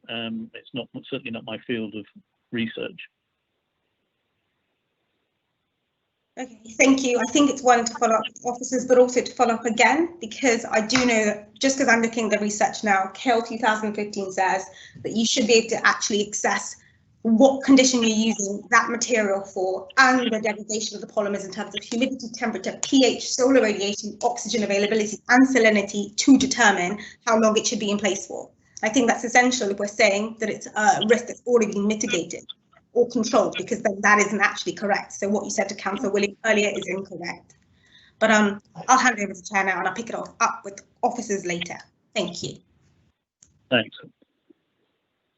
Thank you. I have no further indications of anyone that wishes to speak. Sorry, to ask you a question, Neil. So I'd like to thank you for your time on what was a rather extended questioning list. So it's always good to get clarity. Absolutely, it's very useful. And I will now call Councillor Carnell to please address the committee.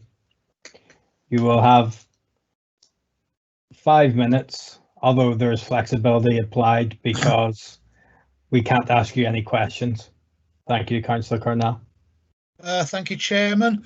Thank you, Mr. Boddington, for talking, and thank you, Mrs. Savage, for speaking to the committee, explaining how this development would affect your life and that indeed of all your neighbours.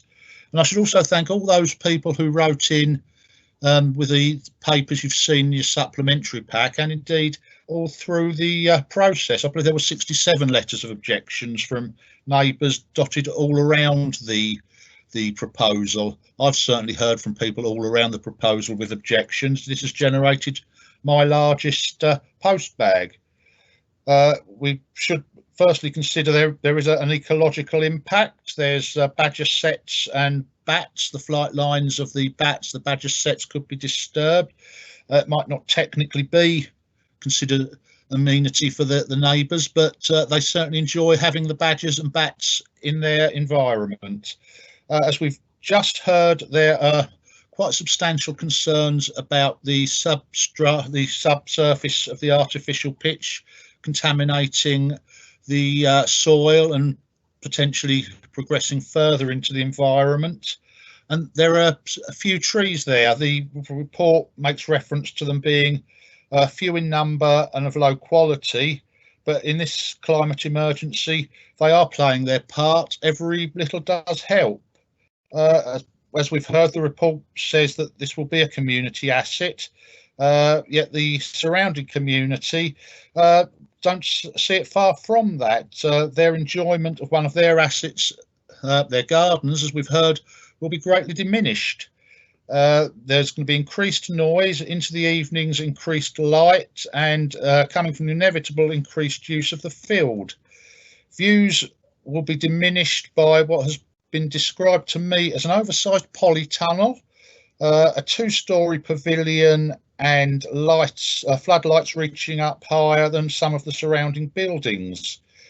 I accept that Caversham Tennis Club won't be using the proposed facilities, but we've heard that Reading Hockey Club could and almost certainly would, and indeed other clubs. It seems that what I would consider community use, perhaps you and I, Chairman, going for a set or two, isn't really what's proposed. It's going to be clubs and other organisations. There's going to be an increased noise through the evenings and probably through the holidays.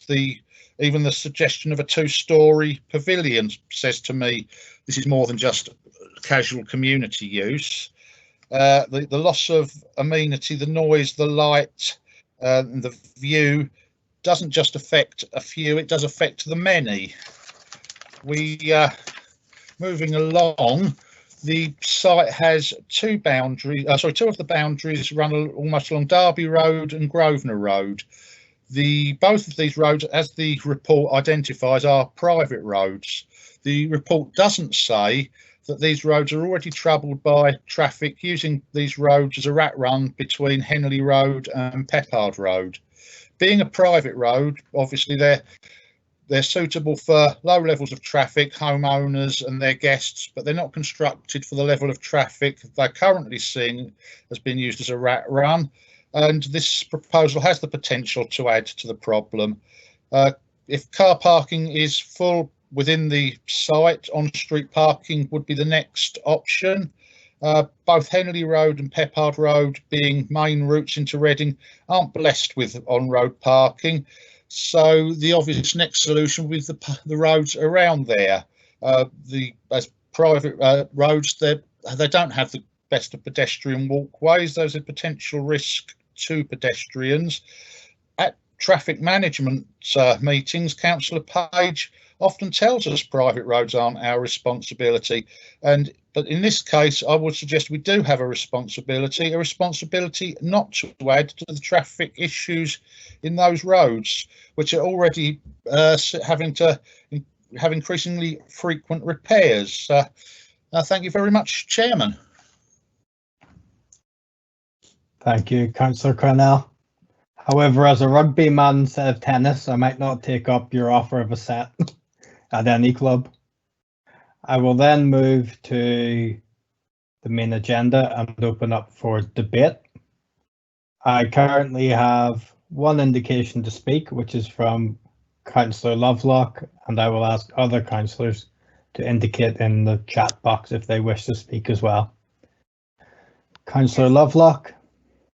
I mean, it's always difficult, I think, for local residents when a proposal like this comes forward, and we've had other instances around town in the past where people have considerable concerns. And I think that the key to this is probably good communication between the residents and the school, so that if there are breaches of any of the conditions, if noise gets out of control or whatever, then the school can deal with it as quickly as possible. And I would certainly urge them to have that sort of a relationship.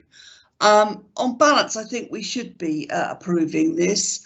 I used to live just down the road from this site, in fact, and it always seemed to me that the school was a bit of a fortress that the community never got anywhere near. So if we can open it up and allow for that community use, and I don't agree that community use is just about odd individuals having a knockabout on a tennis pitch. I think it is about encouraging clubs as well, because a lot of young sports people do join clubs and get a lot out of it and live in our local community. So I think it's going to be of benefit to have those extra facilities available for outside hours use. But it must be that the agreements that have been reached on community use are stuck to, and we need to make sure that that's tied down very tightly in the planning agreement. So I would be in favour of supporting this application. Thank you, Chair. Thank you, Councillor Lovelock. Can I now have Councillor John Ennis please address the committee? Thank you, Chair. It's the second time now I followed Councillor Lovelock and she stole my speech. Is it great minds think alike? I do want to support the application. I think Councillor Lovelock is absolutely spot on. I was going to make that point. It's interesting times to just want to comment that we've got Labour councillors defending a private school and Conservative councillors opposing the facilities of a private school. I suppose we could always get this permanent by abolishing private education, but alas, that's not in the planning brief, of course. I want to support it, but I acknowledge certainly Councillor Carnell's view. I've been there myself with a school in my ward, and it has a lot of fears from the residents, the local residents, and rightly so. Councillor Carnell, I thought, spoke very well, for that. But we've been there for a similar development in the school, which, as Councillor Lovelock said, absolutely rightly, that communication, working with under tight planning, alleviated, and that's some years ago, and that's we haven't got any issues, because I think sporting facilities for the school is a good thing. For any school is a good thing, and sporting facilities that is open to the public on a structured way, organised and not impacting onto the local residents, is also a good thing. I mean, I have the pleasure, or used to, of sleeping out for Launchpad in Queen Anne's, and it's got some tremendous facilities there. And as again, Councillor Lovelock said, it was a bit of a fortress, or is, and I think if they can open up a bit more, it would only benefit that area. But I do agree that there needs to be some tight monitoring and some comeback if there's a lack of control in the opening hours, which seems to be only 2.5 hours. So it's not a long time, but long enough, I appreciate, for others. But on the whole, I would be supporting this. Thank you.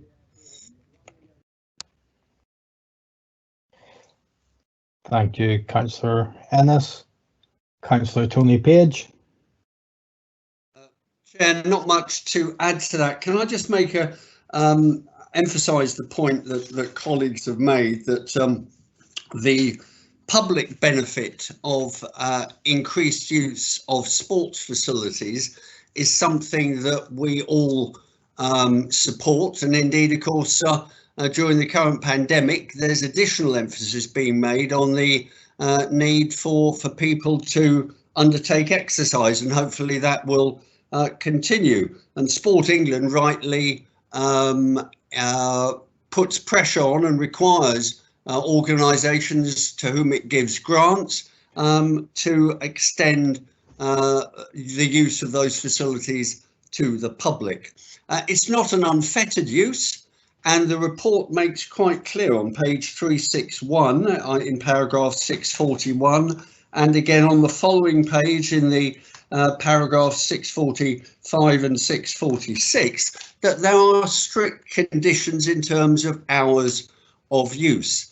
And whilst obviously this represents greater use of current and the proposed facilities, the fact is that there are conditions that will control the use, and this recognises the impact on adjoining residential properties. And I'm sure that local neighbours will be extremely vigilant in terms of calling the school to account, and if necessary, hopefully this won't arise, making complaints to the council if there are breaches in those conditions. The final point, just picking up as Councillor Carnell kindly referenced me in his comments about private roads, and paragraph 6.73 refers to representations made about greater use of Derby Road and Grosvenor Road, both private roads, as he rightly said. The fact is, in law, that the owners or co-owners of private roads have the ability to impose restrictions, indeed road closures, all manner of access restrictions should they decide to. And obviously there's a cost implication, but there are cost benefits, there are benefits to local residents from living on private roads, and indeed every single person, when they bought their house on either Grosvenor Road or Derby Road, would have been made aware of the consequences of living on a private road. And indeed they will have been told that necessary improvements, bringing it up to adoptable standard, for example, would require additional payments. Likewise, if the roads remain in private ownership, they can close them, they can put in much more draconian speed humps than we're allowed to do on the public highway, for example. So it's not as though the residents of those private roads are unable to, if I can use the expression, defend themselves. And if there are any impacts and existing ones, then they have the legal right to be able to deal with those probably more rapidly than the council could, as they aren't required to consult and go for traffic regulation orders in the way that the council is. So I would suggest through you to Councillor Carnell that residents of those roads are in a position to take forward resolution to current problems as well as any anticipated ones. Thank you, Chair. Thank you, Councillor Page. Councillor Robinson, please address the committee. Thank you, Chair.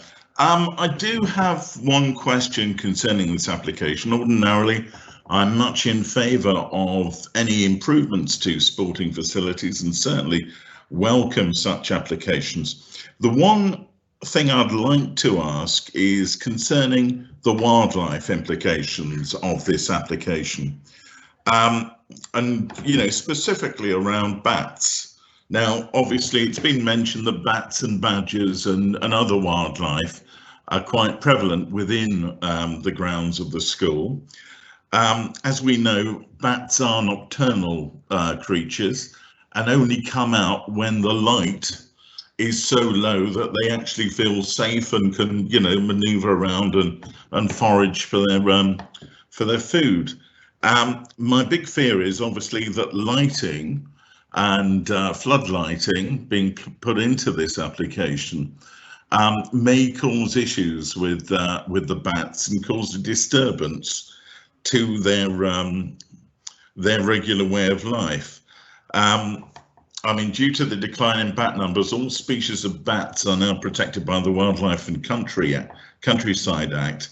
And this makes it illegal to kill, injure, capture or disturb bats, obstruct access to bat roosts or damage, destroy bat roosts. Lighting in the vicinity of a bat roost causing disturbance could constitute an offence unless English nature has been consulted and allowed time to provide advice. Now, can I ask if that has happened in this particular application, and do we know the extent to which research has taken place to ensure that no bat roosts in the area would be disturbed in this manner?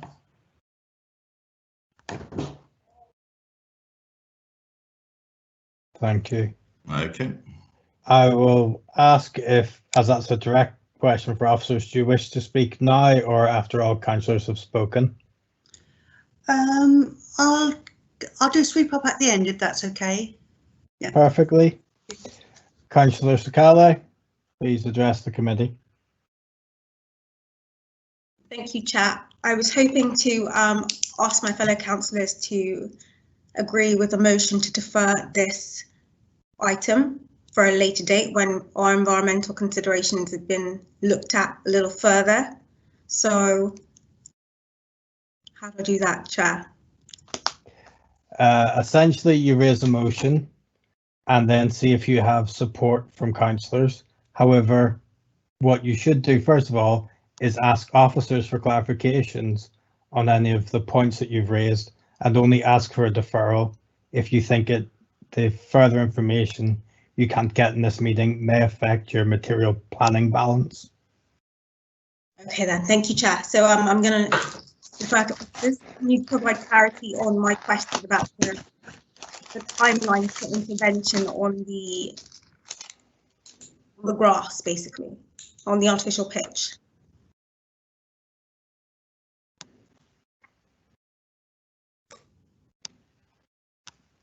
To be helpful, I think Councillor Sakale is looking for, is there a potential condition on the loss rate or potential deterioration of the park, at which point we can mandate as a planning condition its replacement rather than continued use. Okay, thank you, Chair. Yeah, there's a number of conditions being recommended, and one of them is a materials condition. Now, that is specifically, I think, to do with the building of the pavilion. So what I'm suggesting is that we have an additional condition regarding materials for the artificial pitch and also the fencing around the pitch, etc. So we can have the building as one materials condition and have the pitches and ancillary works as another materials condition, and we can specify in the condition that the details submitted for approving that application for the condition specifies those details so that we can have them scrutinised. I don't know if we do have any expert in-house at Reading Borough Council to look at the detail and to comment on it, but that would be my suggestion as a way to go forward and address that concern. Thank you, Chair. Thank you. I will then ask Councillor Sakale, does that help address your concern? That additional condition and putting that as auxiliary works definitely does help me think that we should be able to determine that with those conditions put in place. So thank you. Thank you. Thanks. And then Thanks, I will Chair. call upon Julie Williams to address any of the other comments made by any councillors, if you so wish. Thank you, Chair. Yes, a couple of councillors in support of the application made reference to the usefulness of the liaison between the local community and the school itself, and I'm going to suggest that that is included. We have a community use agreement recommended as a condition, it's number 17 on your list, that we can include the requirement that the community use agreement includes having liaison with the local neighbours, etc., and making sure that a telephone number is available, on their website, whatever that is, so people can easily, because obviously if this disturbance is happening at an evening, then neighbours will want to get in touch with somebody at that point, rather than the next day when it's all quieting down again. So that would be my suggestion for that. I've dealt with my other suggestion was going to be about the material, so we've dealt with that one as well. Are there any other questions that I haven't picked up on? I believe there was one from Councillor Robinson about bats. Oh yes, so for that I would refer you to the fact that the applicants did provide us with a bat survey and reports on the badger set nearby and a full ecology report. I can confirm that our ecologist, our consultant ecologist, is an expert on bats, and I'm quite reassured that if he has considered all the information and confirmed, and I refer you to paragraph 6.88 in the main report where our ecologist's comments are set out, he's confirmed that he has no concerns or objections with the application subject to conditions. So on that, I think that does answer those questions. Thank you. Thank you. Do any further councillors wish to address the committee at this point?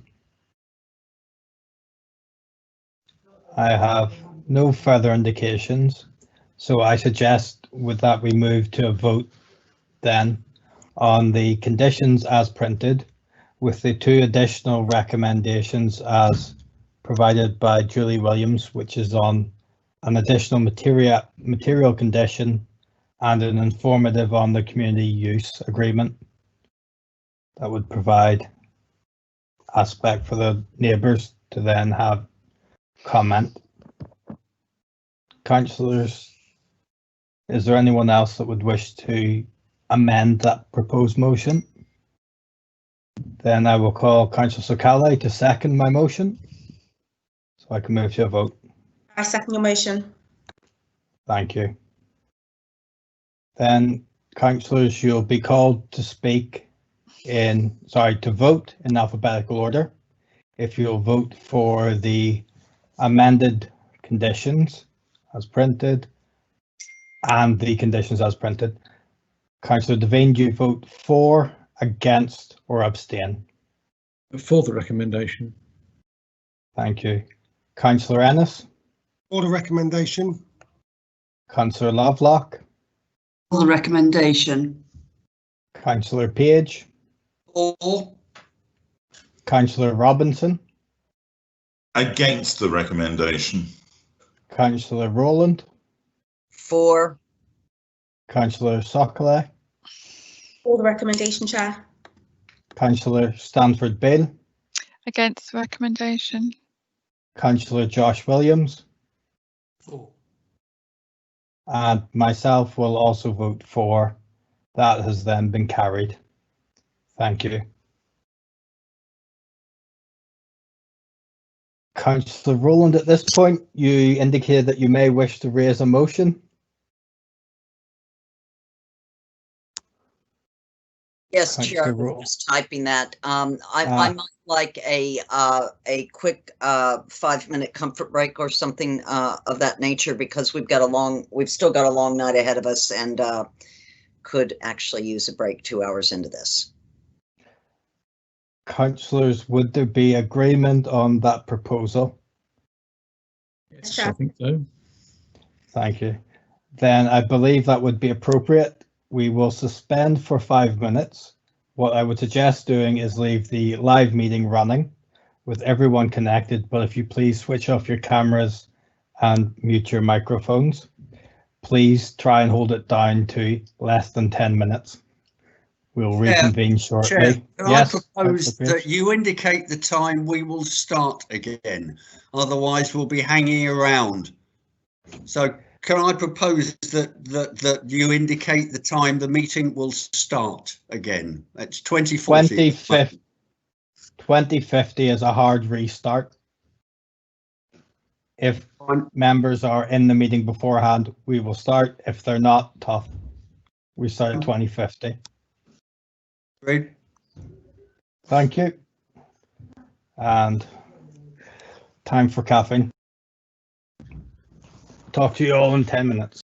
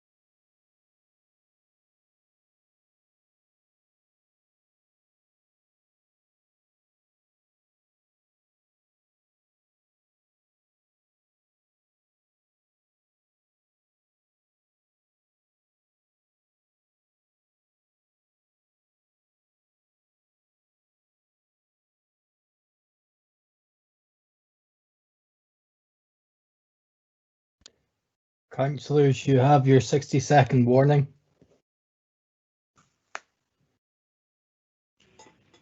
Ready and waiting. Excellent. Definitely Please ready and indicate in the chat box. Definitely ready and waiting. We're just going to run the roll call in the chat box, because then we don't have to delay.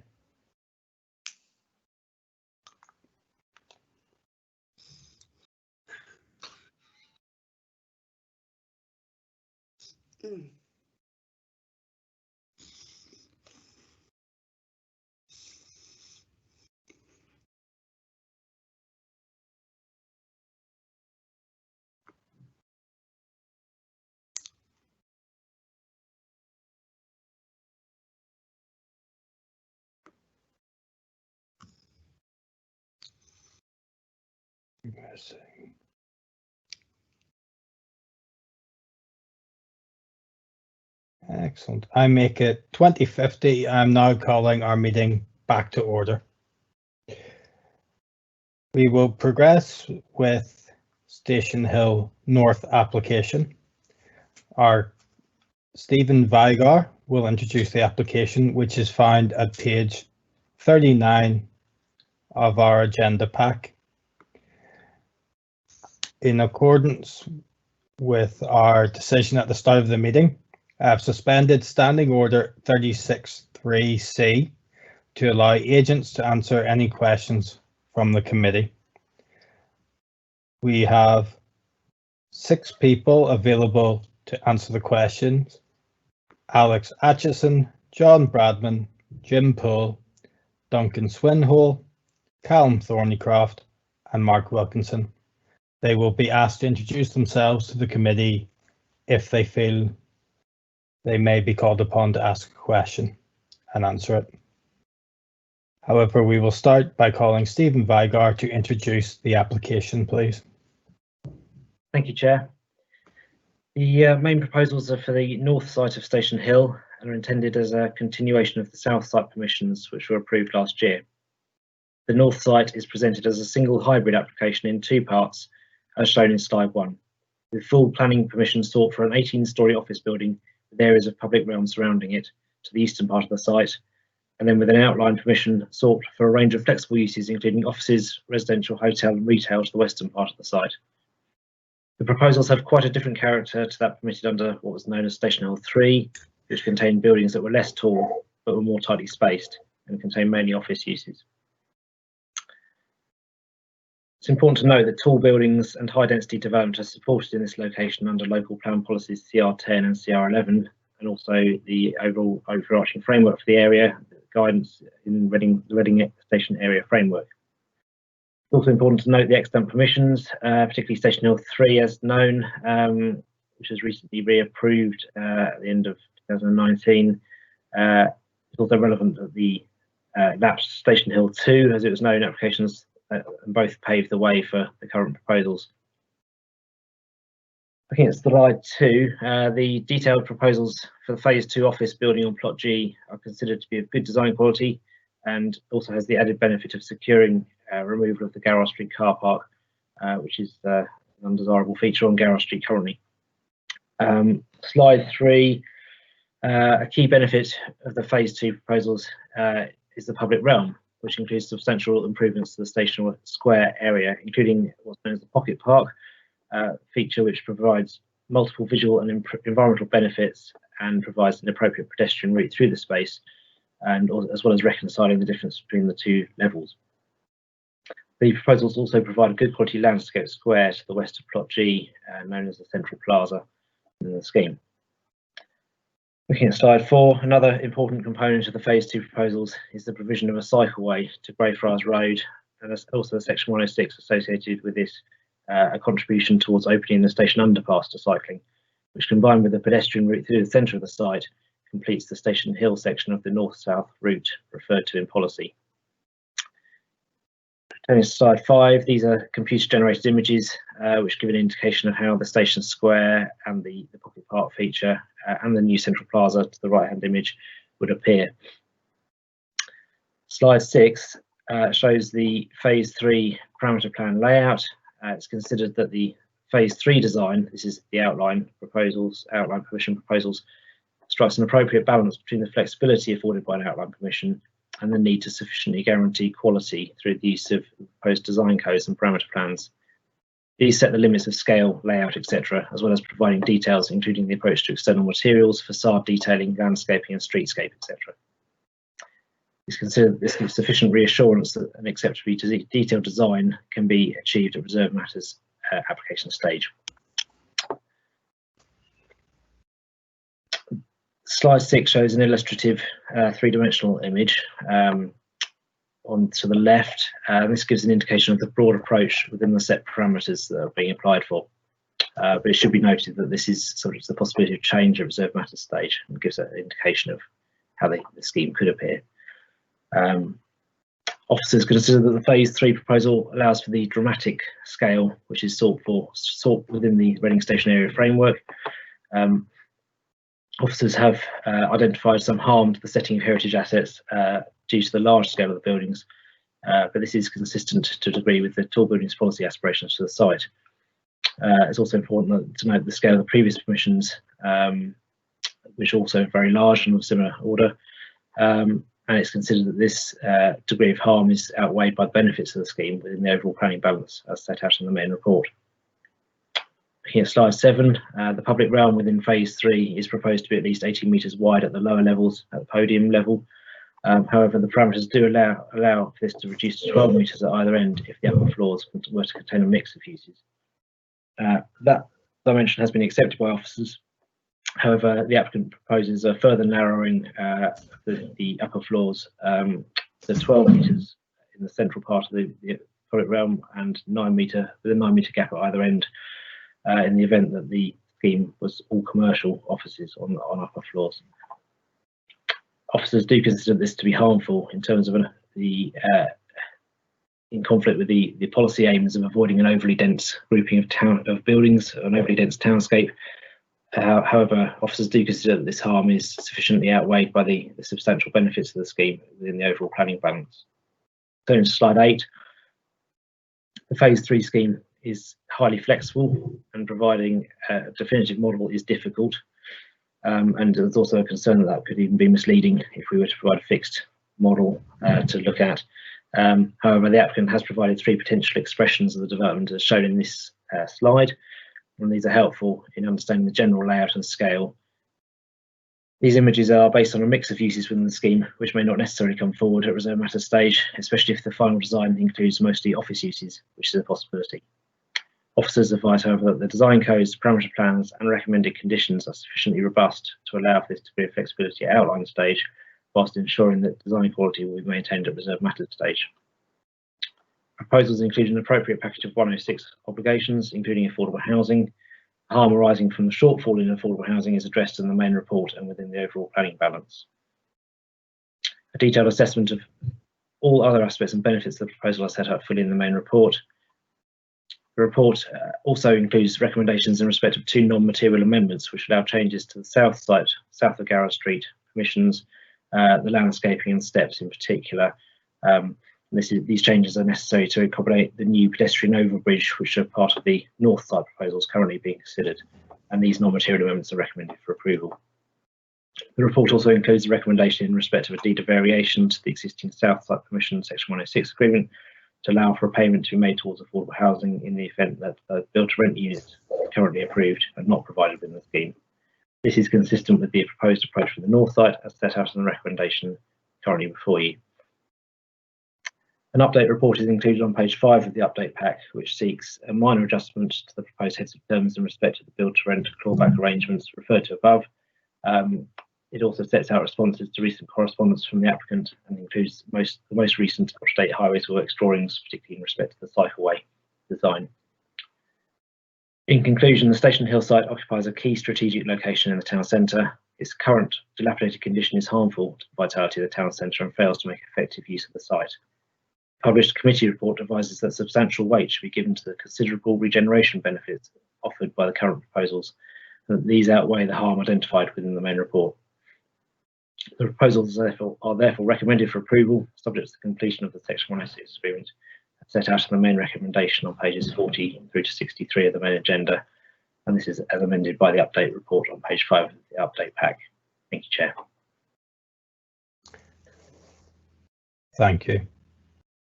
I will now call upon the agent to introduce himself to the meeting, and after you have done so, you will have 5 minutes to make a statement, at which point councillors, I'm sure, will have several questions.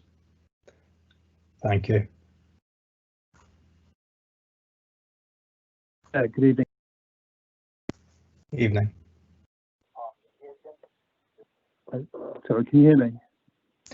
We can now, yes. Oh, good. Sorry, bit of a hiccup. My name's Jim Paul from DP9 Planning Consultants. What we had arranged with your officers was that we would make a group of individuals within our team available to answer any questions that you may have in connection with our proposals. And so we don't in effect have a statement per se, but we just wanted to make ourselves available to answer any questions. That suits us perfectly well. Councillors, can you please indicate in the chat box if you wish to ask any questions, and I will call you in the order that you do so.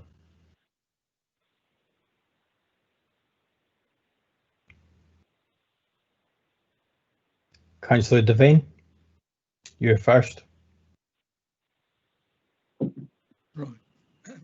I'll kick off by asking about decentralized energy, because on the report it seems to suggest that on phase 2 you want to go for air source heat pump.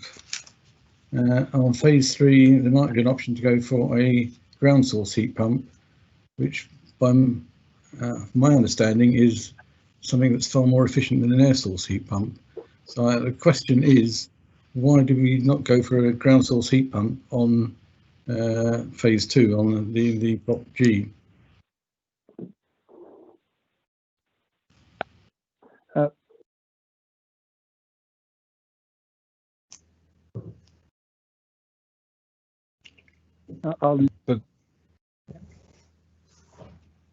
And if you have any further detailed questions, then we have our energy expert to deal with all other follow-ups. In the first instance, you're right, we are promoting a decentralized energy system through air source heat pumps, which is, as I understand it, in accordance with your policy CC4, and then we go to your SPD, where there is in effect a sequential test and a preference for ground source over and above air source. We looked at that and we went through the sequential test.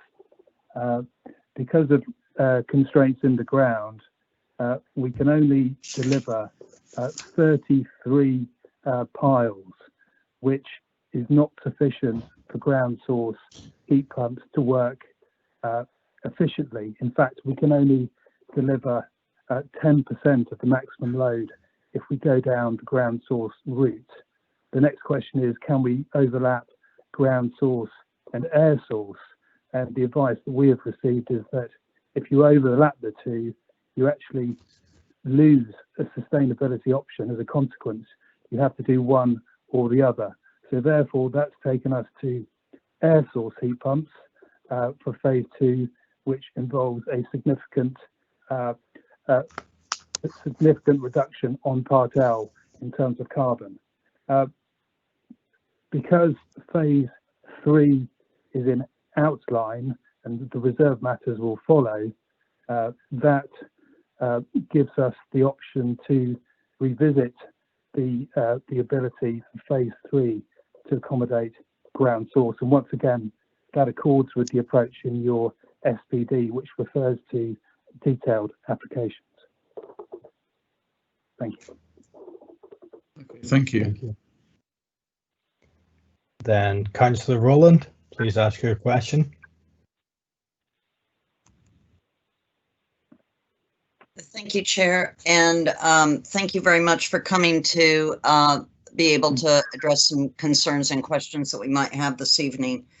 I'm sorry to go here so quickly, but we've got a report which I imagine you have in front of you, but in section 6.153 of page 166, the officer addresses the viability of the site and I guess the somewhat tenuous nature of that, or how that viability has been difficult, and I understand it's gone through some negotiations to arrive at.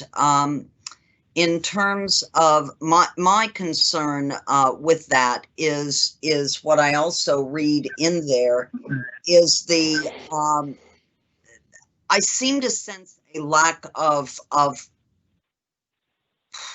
guess coming along with what I consider to be the most important part of this development, believe it or not, but it's the public realm. I am as everyone knows, I'm a city dweller myself. I've spent most of my life in New York City. So I lived at, the 20th floor. I worked at the 36th floor, on and on and on. So I have a pretty good sense of how one lives in a close environment like this with tall buildings. And I know that very quickly, the height of a building is far less material in the long term as to the public realm. Because when you're walking around in a city or in a tall building environment, it's that immediate environment that's in front of you. So I want to know, also having seen an initial, I guess, an initial fly through some odd time ago about the site that really excited me about the public realm, what your concerns are about addressing an excellent public realm for us. If you could give us some description of that, just even generally your commitment to that, what that in general might look like. It is linked to phase 2 in this hybrid application, but also addressing the, I guess the, let me see that I get it right, the culture and art aspect of the public realm and how you see delivering that too. I just want to ensure that nobody's going to chicken out when when we've got viability issues and everything, because the heights of these buildings are far less material to the person that's walking down on the street and using that to access into our town center. So I hope that makes enough of a question that someone could address that for me. Thank you. I'll try once again. Jim Paul from TP9. There's an absolute commitment to public realm quality, and I remember that you made a very similar point when we were talking about phase 1, and we were alluding to links to the north across a deck at grade to ensure that everyone would benefit from the space being provided. That remains absolutely the case.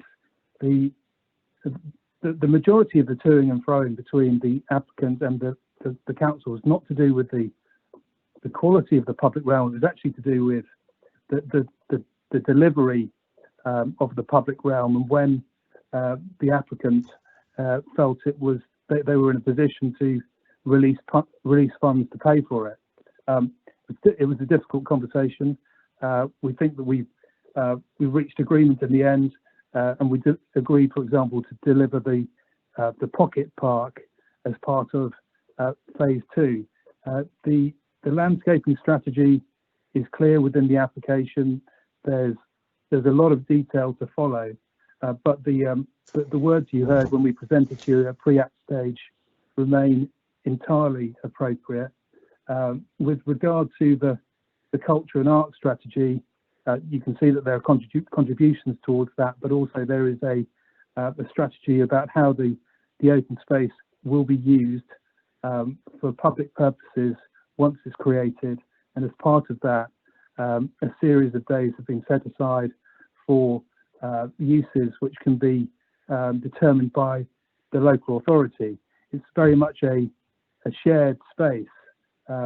We don't see this as a location which is sterile. It's been designed in a way to make sure that space can be used in numerous flexible ways for the benefit of the community. And in terms of there's the main central plaza, but then there are also other routes through where there are minimum dimensions secured both at ground and first floor level when it's commercial, facing commercial, but also there's sort of a guaranteed distance if it's residential facing commercial at 18 metres, which is probably a figure that we're all familiar with. So there is an absolute commitment to it, and also there are conditions and reserved matters where you can continue to hold our feet to the flames.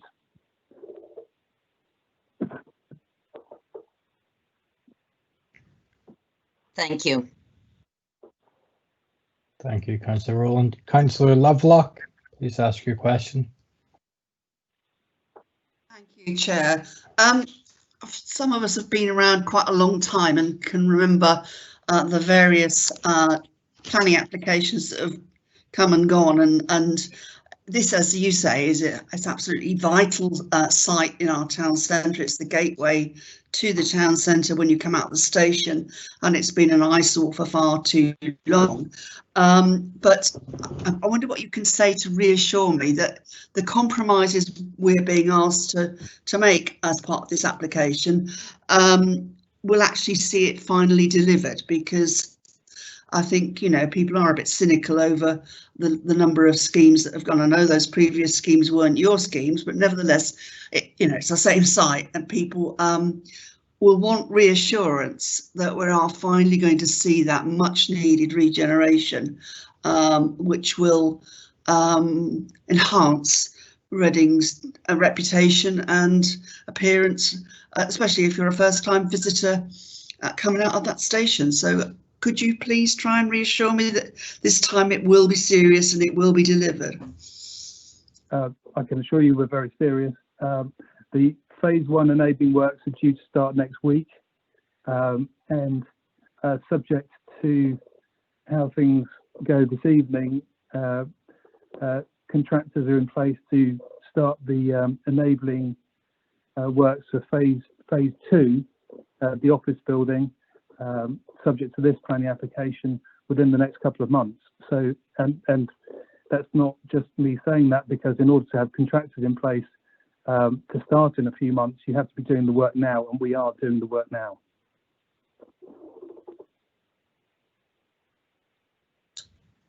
Thank you. Thank you, Councillor Lovelock. Councillor Stanford Beale. Thank you.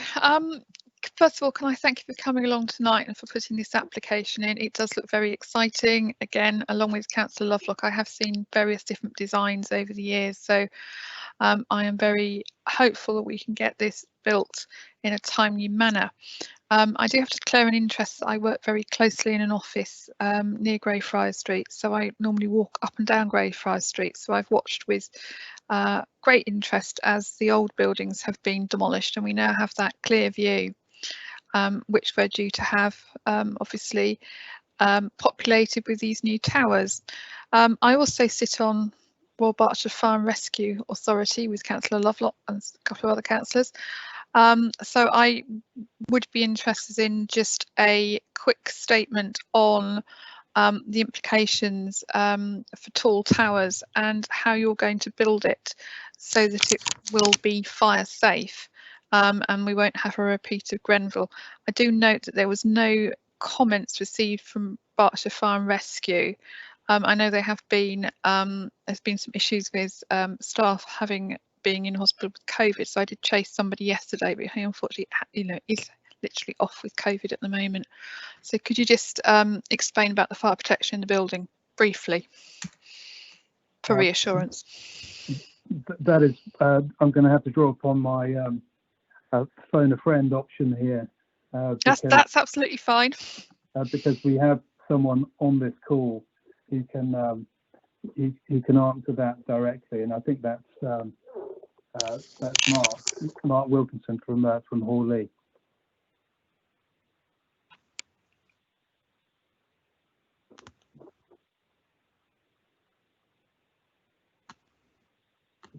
You there, Mark? *6. Hi, this is Mark Wilkinson from Hawley. Can you hear me? Can indeed. Okay. So by way of introduction, we're the environmental engineers on the project, but we also did the fire engineering strategy and have been heavily involved in all the changes in fire engineering regulations going on currently.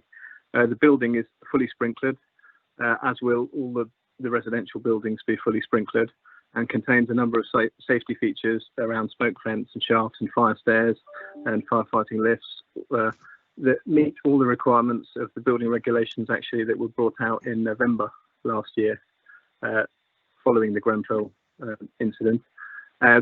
We have been through the approval process with the approved inspector, so we've taken the fire engineering strategy well beyond the planning stage scheme, if you like.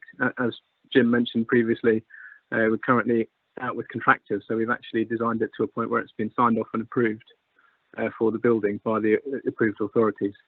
So hopefully that gives you the assurance that it's been very carefully considered and thought through. Yeah, thank you very much. I just thought we needed to ask that public question because it is a tall tower. So thank you very much for that reassurance.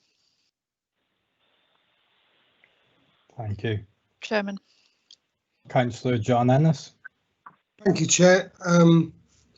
Thanks, a very comprehensive report. I mean, they say sometimes less is more, but this is really comprehensive. But I want to ask questions. I want you to run by, oh, I've lost it now, the affordable housing element, because really keen as lead councillor for housing and as a local Reading councillor to see as much affordable housing on the development or close to development as possible, and also with the tenure of a 70% rent, which is what we in Reading are trying to achieve. As a, you know, you mentioned the rent cap at LHA rate and 30% in intermediate, but it talks about 10% of all dwellings within each plot, and then it talks about a deferred payment of 20%. Could you run that by us, you know, how that's going to work? I mean, you know, I know it's a long night and that, but I just want to try and get an understanding of how we can achieve 30% affordable housing with this massive development. Thank you. Yes. Do I need to press *6 again, or can you hear me? We can hear you. No, I can hear you. We can hear you. Oh, I can anyway. So. All right. Sorry, I thought I'd better ask. So the starting point for all of this, which is probably a familiar answer, is linked to development viability, and we took our own advice, and so did the council. We were in a situation where, at present, both consultants advising both sides agreed that there was a deficit, but actually came to the conclusion in different ways.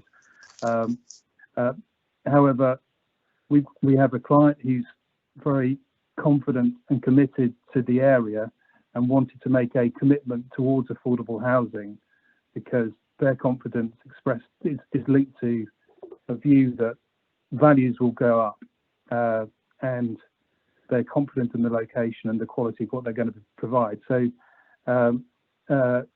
in discussion with officers, they almost regardless of the viability, they've offered a minimum of 10% affordable housing, and depending on whether it's a build to rent product ultimately or a private for sale, either 70% of that affordable or all of it will be at LHA rates, and that's all absolutely in accordance with your policies.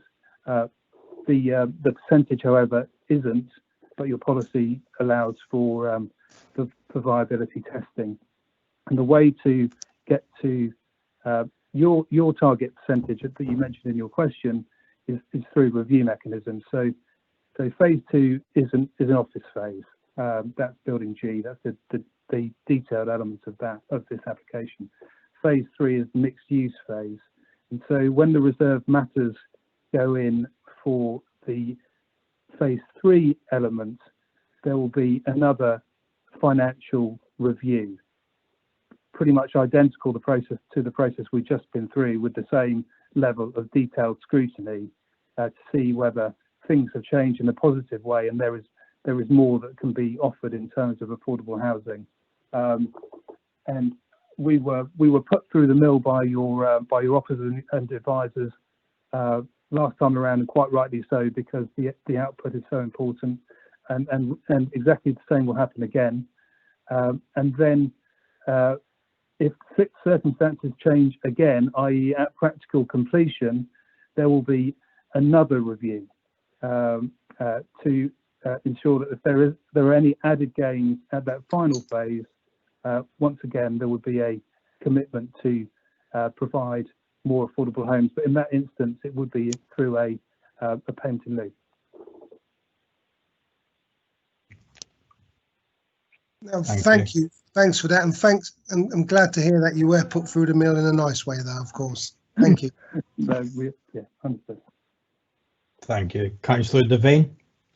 Yes. Since we started on the subject of affordable housing, I'm fairly sure that we have a policy that says major developments should include some 30% of affordable housing.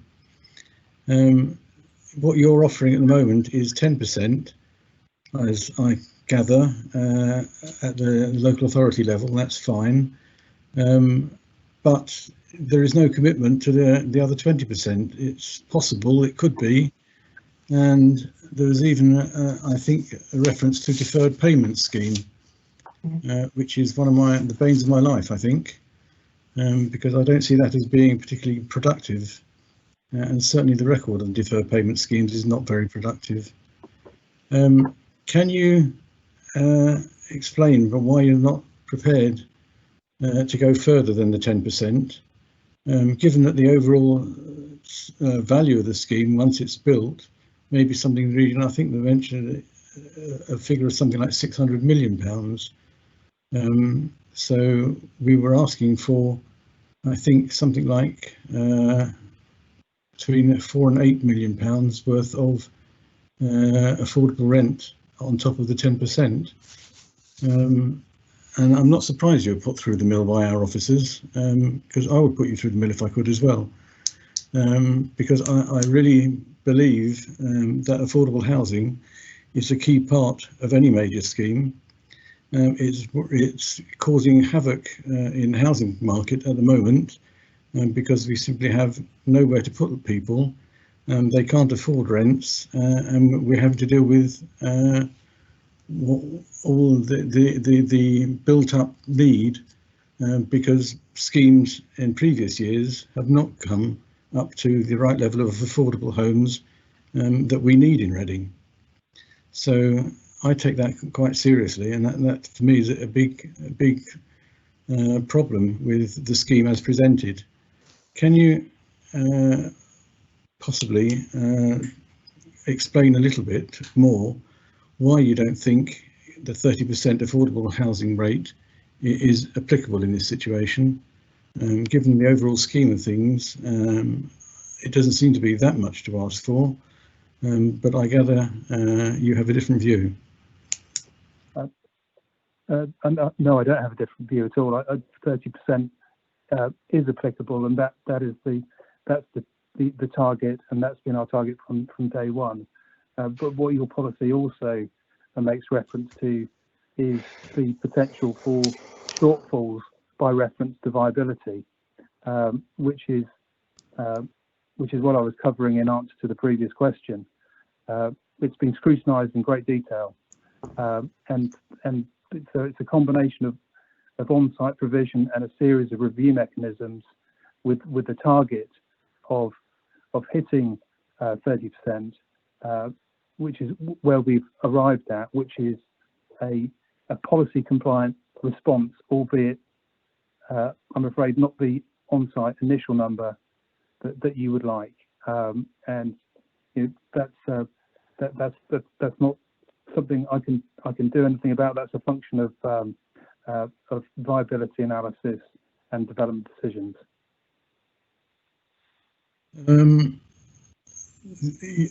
Our policy has always been to ask for 30% as a starting point. Yes. And the fact that you're only offering 10% and possibly a bit more and possibly a bit more at a later stage doesn't fill me with any great enthusiasm about the scheme itself, because I can't believe that we can't make a better commitment to affordable housing, and preferably on site, although I would accept contribution to affordable housing off-site if that was a real problem. Maybe it's something you may want your officers to elaborate upon, because we 30% was something which was discussed right at the beginning, and we arrived at where we are today by reference to viability assessment, and also, of course, what it says within your policy, which is the framework for all of those conversations.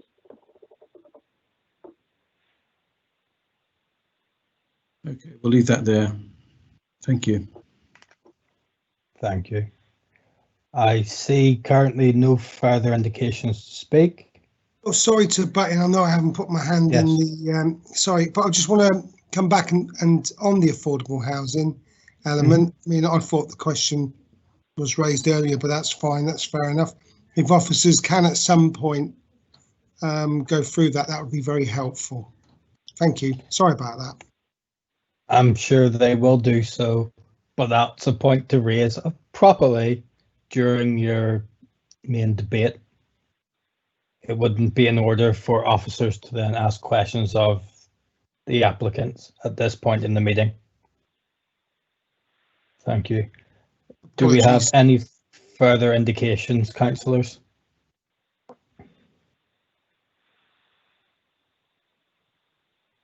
Then I'd like to thank you for your time. I see no further indications. It's been very helpful, as we had a number of quite detailed questions to ask you. I will now open it up to the debate. I have indications to speak from Councillor Page, Councillor Rowland, and I will now take Councillor Ennis's indication that he wished to speak as well, third. If any other councillors wish to speak, please indicate within the chat box and you'll be called in order. Councillor Page, please address the committee.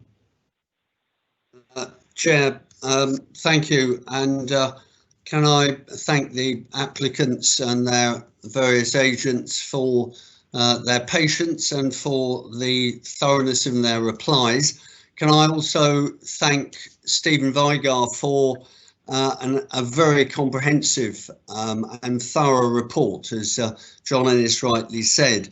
At nearly 200 pages, it's probably one of the longest reports that we've had for many years, but that is justified in terms of the detail, extent and importance of the application. Councillor Lovelock touched on the fact that those of us who have been around for many decades will recollect a series of applications on this site, and it was just over 15 years ago that I remember a call from John Medeski indicating that his company Sackville was assembling land around Station Hill for a regeneration project that he wanted to see completed within the next 4 to 5 years. The rest, as they say, is history. And I remember when Sackville came in with their first application, and it's the one that was consented in 2009 and is referred to in the papers, I expressed a real concern that Station Hill would be completed before the regeneration of Reading Station. Well, big laugh there. Reading Station, of course, has now been completed for over 5 years, and minimal progress has been made on Station Hill. But the change of ownership, again, culminating in the current owners, Lincoln, has seen more activity on that site than in the previous period. And as was said in one of the answers, the fact is, to one of the answers, phase 1 has seen the clearance of that land around the old CNA Friars Walk development, and we're told this evening work about to start on that site. And it was good news to hear about the engagement of contractors, and I think that's probably more positive indication that we've had about the commitment to deliver on this site than we've had in the previous decade.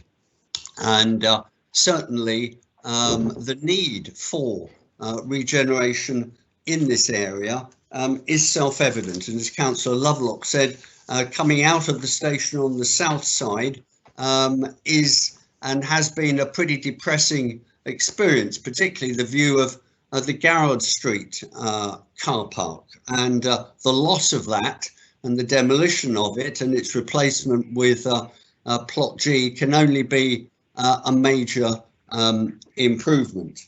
And as Reading UK CIC say in their comments on page 121 and 122, it will provide a substantial opportunity for the development not only of training but also a striking design which will create a major new thoroughfare between the station and the rest of the town.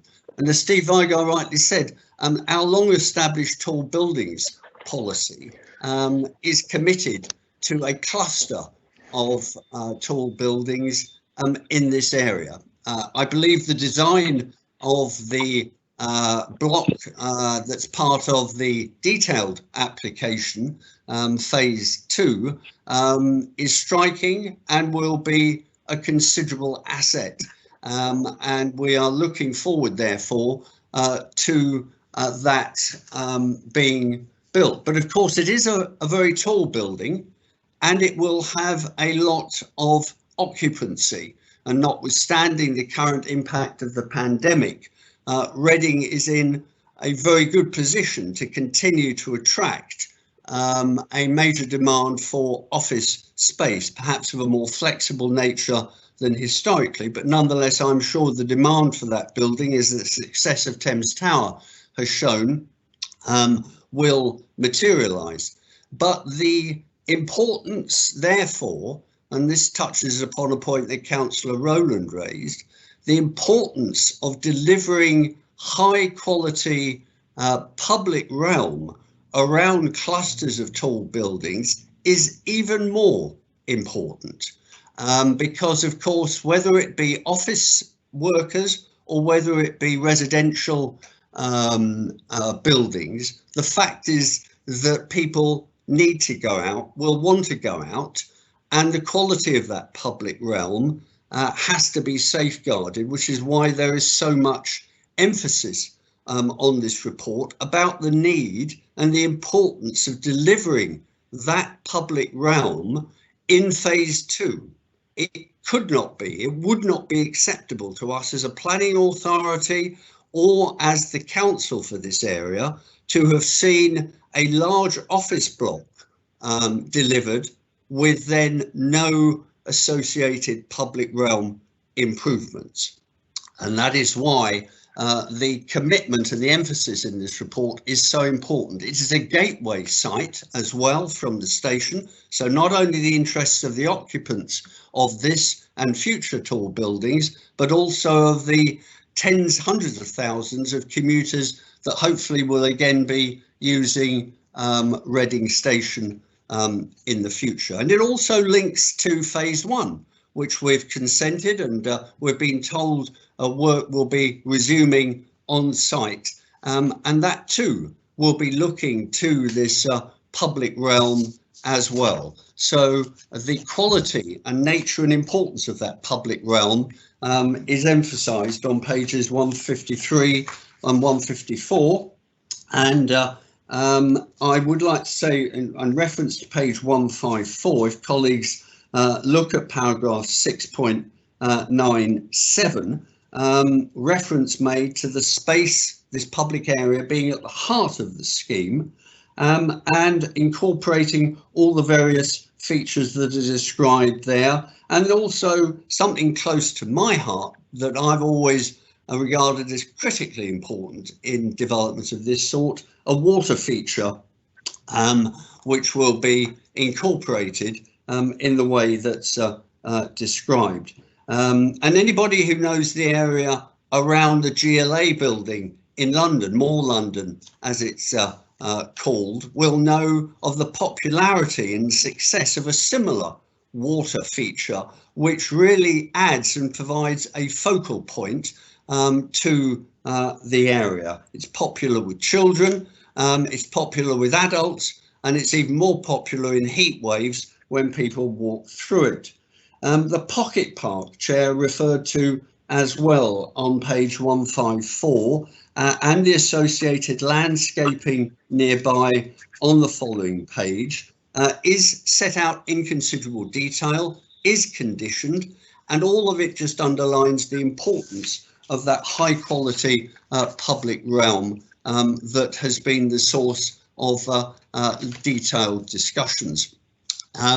The linkage to the Abbey Quarter is also referred to on page 150, and that should not be underestimated either, because of course the station and that public realm area is the starting point for encouraging large numbers not only of commuters but office workers and increasing numbers of residents to appreciate the nearby Abbey Quarter. Chair, moving to the viability debate, that is well covered in the report, and I understand Councillor Devine's concerns, but can I just remind him that phase 2, this detailed phase, doesn't contain any housing.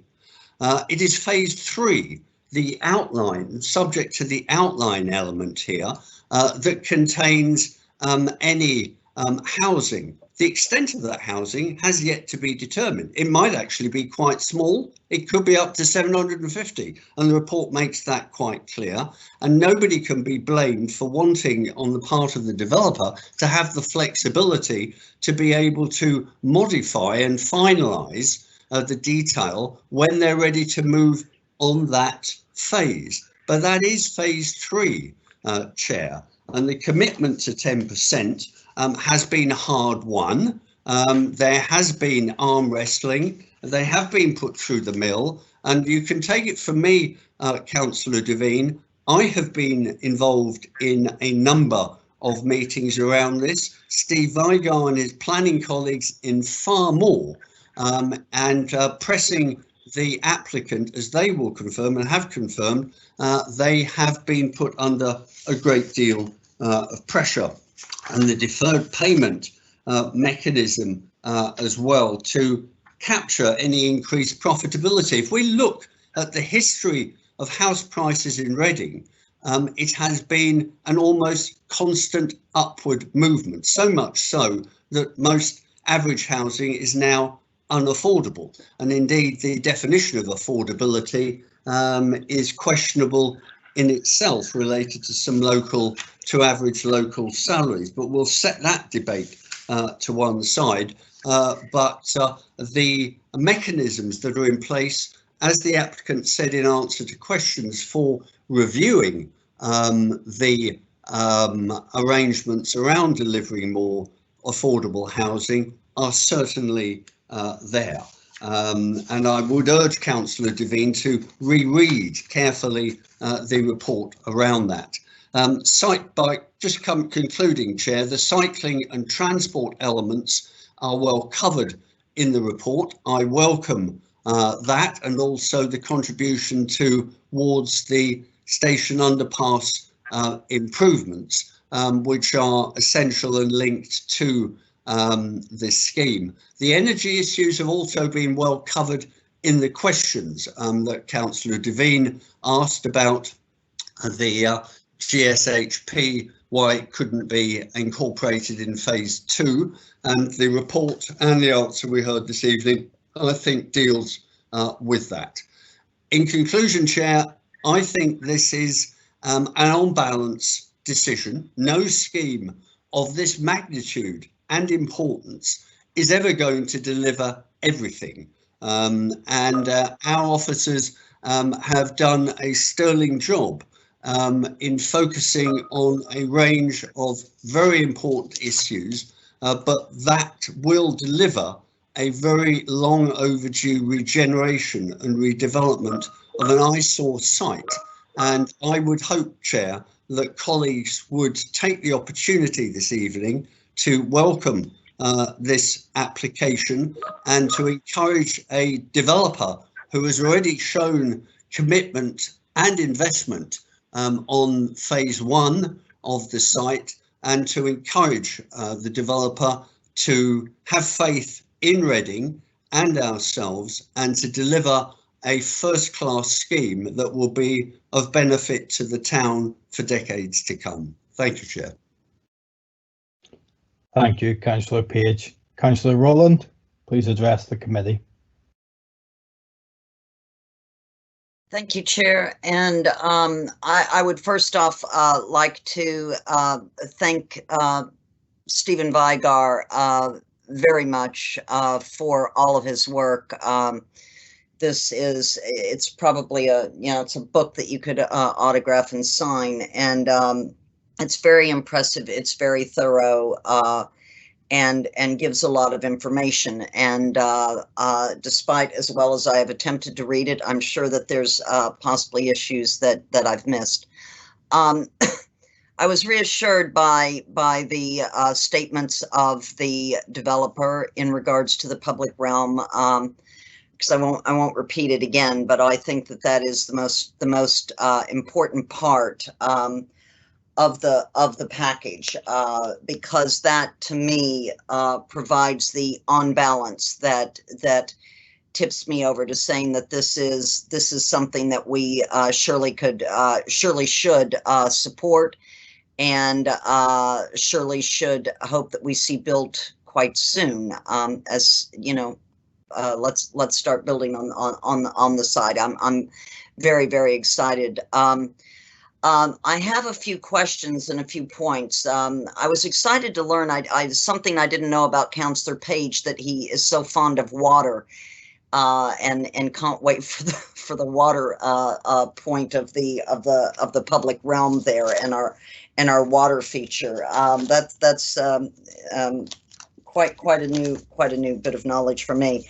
The thing that I wanted to ask officers about, and I'm a little bit in confusion, in our recommendations on page 42 and 52, we are talking specifically about the public art and cultural strategy, and how that's divided up into phase 2 and phase 3. And I'd just like a little bit of clarification on that, because also we talk about the cultural strategy, or the culture and art, hang on, let me work through all my dog ears here.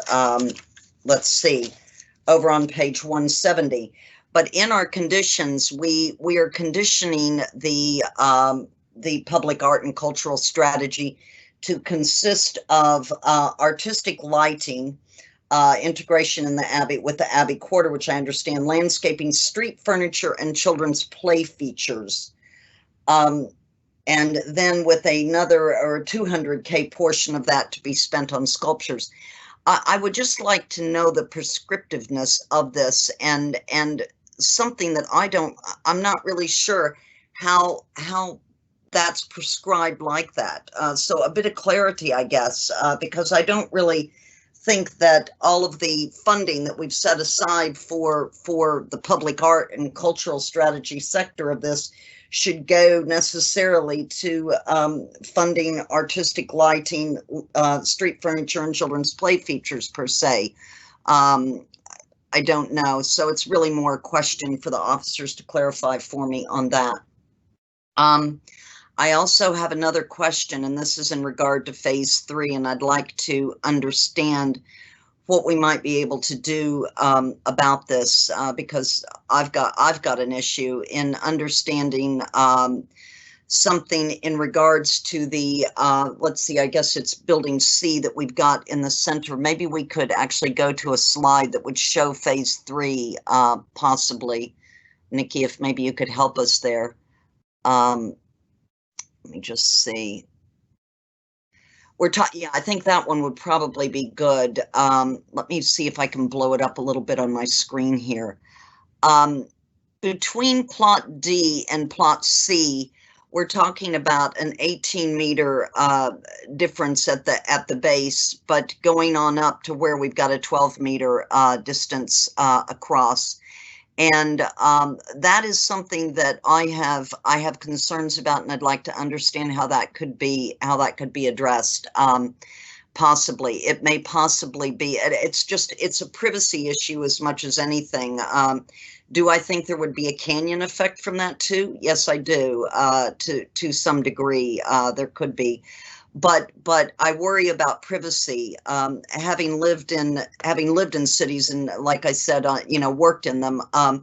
18 meters is really kind of as close as I would really see you going without staring into a window on a window. So I would like some kind of reassurance or to understand how we might possibly, even though it is outline permission, reinforce or deal with the fact that we don't want privacy issues between residential and office or hotel and office and all of that should we go up to 12 meters. I mean, my frank decision, my frank statement would be, is I understand this is going to be something close to a 30-meter building, which frankly, I'm excited about. It's going to be a landmark in the town.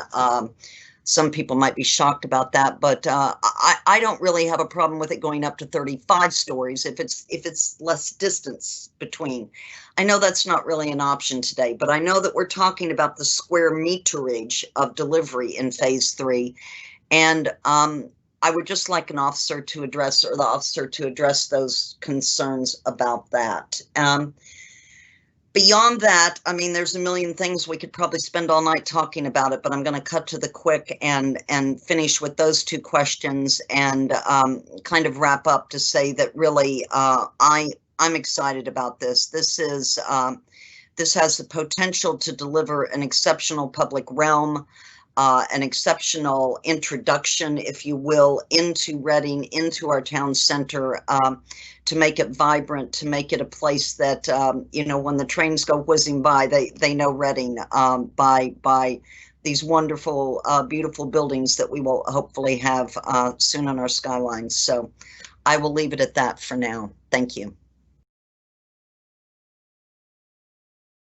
Thank you, Councillor Rowland. Councillor Ennis, please address the committee.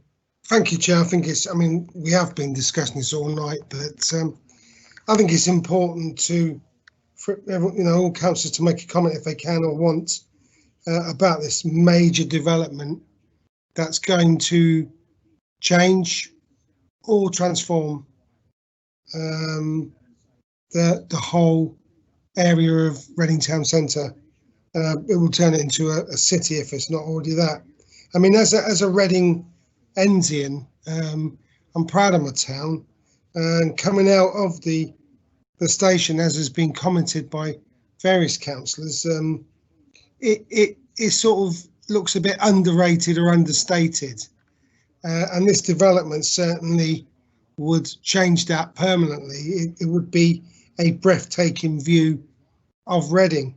And the question about tall buildings, there has been tall buildings on that area, not as tall as 35 stories, I would say, but certainly into the 20s.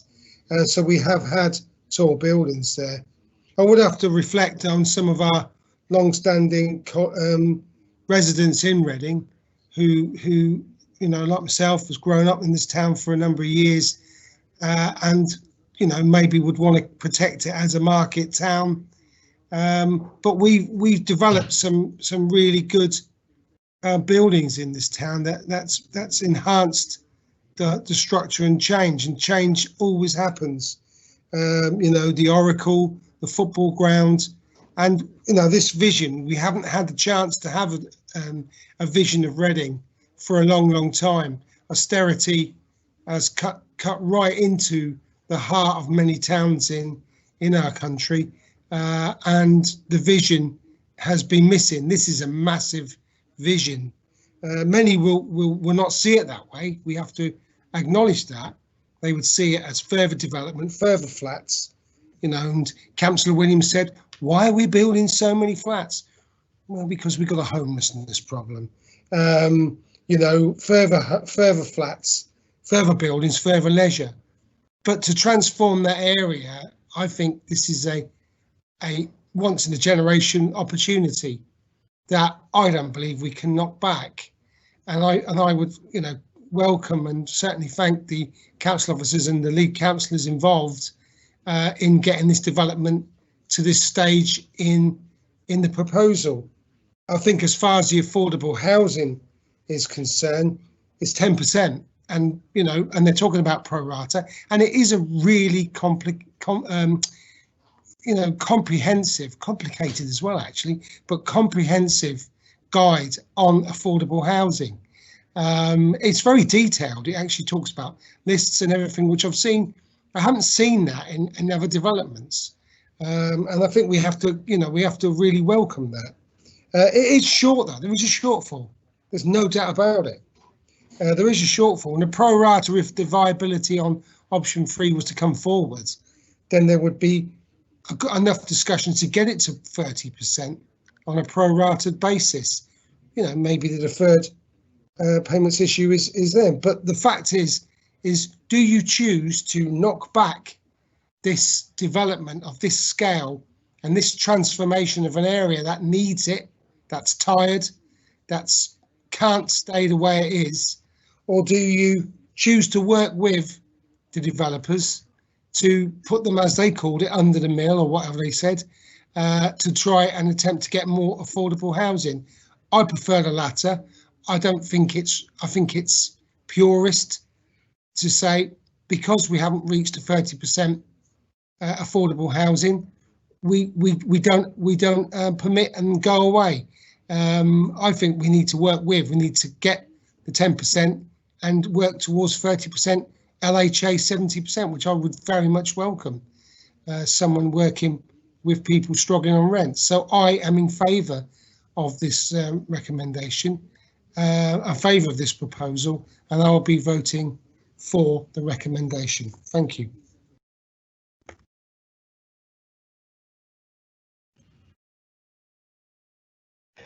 Thank you, Councillor Ennis. Councillor Devine, please address the committee. Thank you, Chair. Well, actually, there is a lot I have to commend in the planning application.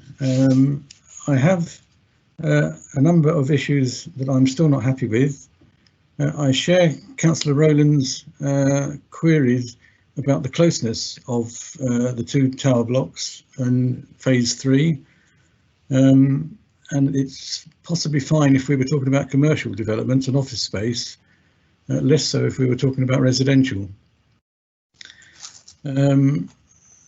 The issue of affordable housing is a bugbear, and we've talked about 10% and some sort of deferred contribution scheme to bring it up to possibly 30%. But I have to say I'm not a fan of deferred contributions. In fact, the record of this council in the last 6 years indicates that of the 16 schemes that were actually approved to include deferred contributions to affordable housing, 9 were implemented. Of those, only 1 actually produced any revenue so far, although you have to take it slightly with a pinch of salt, because some of the deferred contributions take many years to come through. But nevertheless, the fact that we've only had 1 out of 9 implemented that have produced tells me something, that I think more often than not we are not gaining anything by deferred contributions. So I take that one into account, and I just wonder, actually, I don't want to hold up the development of the area. If it were possible to unhook phase 2 from phase 3 and not have a hybrid option, but to approve phase 2 as the office building, that is less of a complication, and that we should possibly do that this evening. I'm less happy with having to vote for phase 3. So I don't know, but I'd like to propose, if that were possible, to have a separate vote on phase 2 and phase 3. Councillor Devine, if you'll forgive me, I'll address that proposal after the end of the debate and once officers have had the opportunity to speak, and I will then address that substantive you just raised. Is that okay for yourself? Happy to go along with that. Thank you. Councillor Stanford Bale. Briefly, can I just say I commend this application. I feel that we should support it. There's been a lot of detailed work on behalf of officers. There's also been a lot of detailed work on behalf of the developer. I am particularly pleased to see that they are installing sprinklers in all the office blocks and residential areas, which is exactly what the fire brigade want to see, because it just stops any fire in its tracks.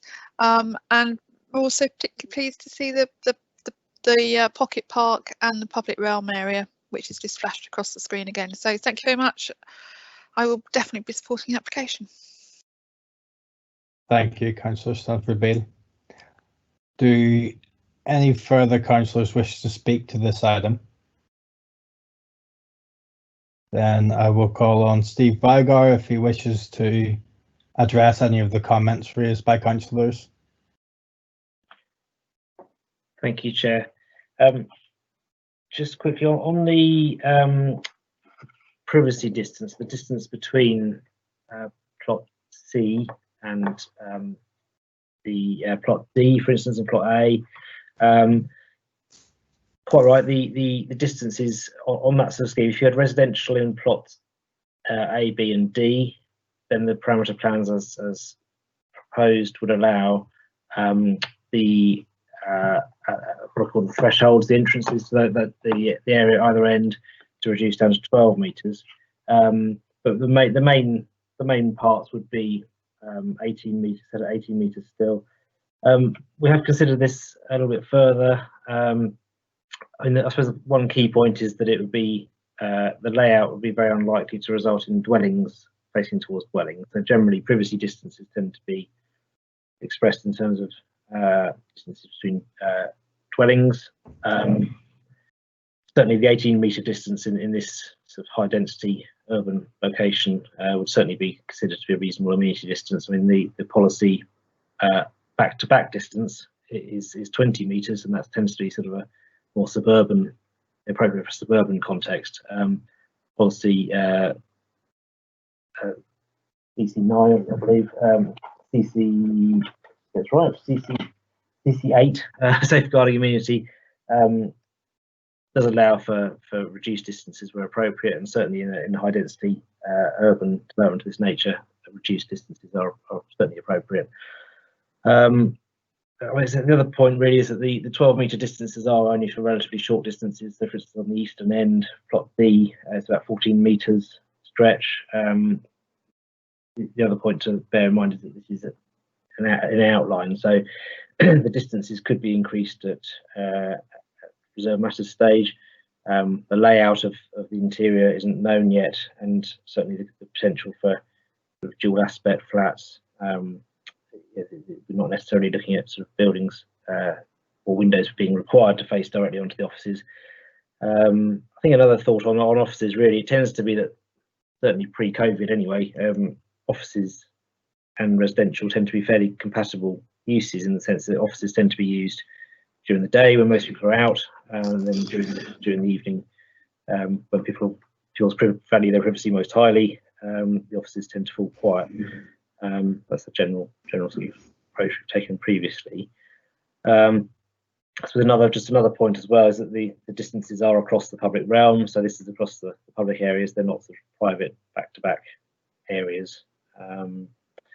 And again, the design code, which seeks to control and ensure quality within the scheme, that does acknowledge, I think it's the power 2.4.6. It does acknowledge that these distances will need to be tested further at reserve matters stage, and the design will need to be adjusted for things such as say daylight, microclimates and such. And again, I mean, if the developer is minded to push the absolute limits of the parameters, then the risk is that we would be requiring a more sort of generous interior, perhaps, or different design solutions to mitigate. So there's a degree of flexibility, or a good deal of flexibility, still at reserve matters, I believe. We have full control over appearance, scale, and layout at reserve matters stage. So my advice would be that we retain sufficient control at this stage to allow outline permission to be granted, without sort of designing in harmful immunity issues. things to do with canyon effects, the wind mitigation, there's a condition required, recommended to require further microclimate wind testing.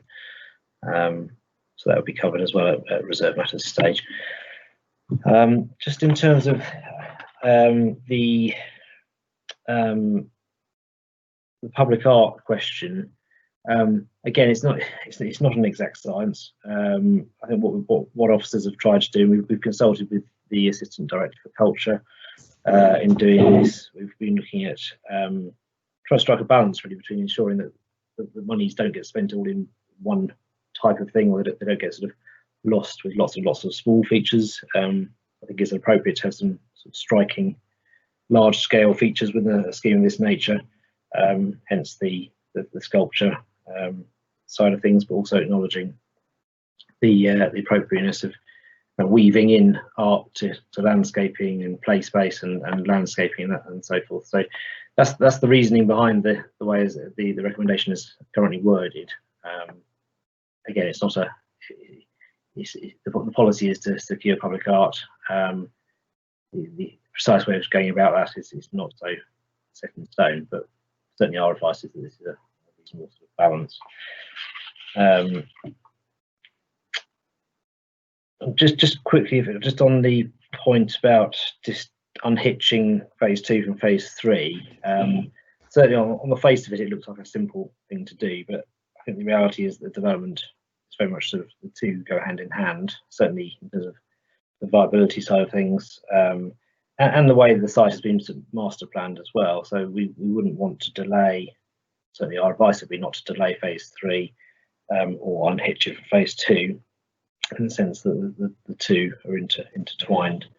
And I think there's a danger that we might delay. Well, there's no guarantee that negotiations on sort of 106 or reopening 106 negotiations would be a quick thing to do. In terms of unhitching applications within a hybrid, this is a single application under one reference number. I think unless advised otherwise by our solicitor, I'd have to say that the application sort of stands or falls together really as presented. But certainly, I'll defer to any legal advice on that point. Thank you, Chair. Thank you. What I would say is I will give my understanding of what would be involved in unhitching the scheme, and then we'll call for legal advice and then ask Councillor Devine if he'd wish to move to that motion. To unhitch the scheme as currently exists, we would need to defer and try and unhook a lot of the connections. The public realm is secured within phase 2 for delivery, but contingent upon a phase 3 existence. So the entire application effectively would have to be reopened and tried to put to bed, which is a very considerable piece of work. And I wouldn't be confident that we could do such a thing and achieve the benefits provided within phase 2 in itself. And I will then ask for Wendy, if you would have any comments to make from the legal side of trying to unhitch the two elements.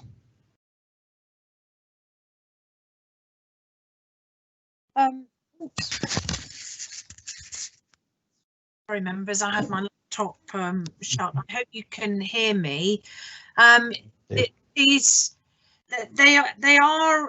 You've got separate matters upon which you need to make decision under the agenda tonight. It would be quite difficult to actually vote on some and unhitch others, to be quite frank.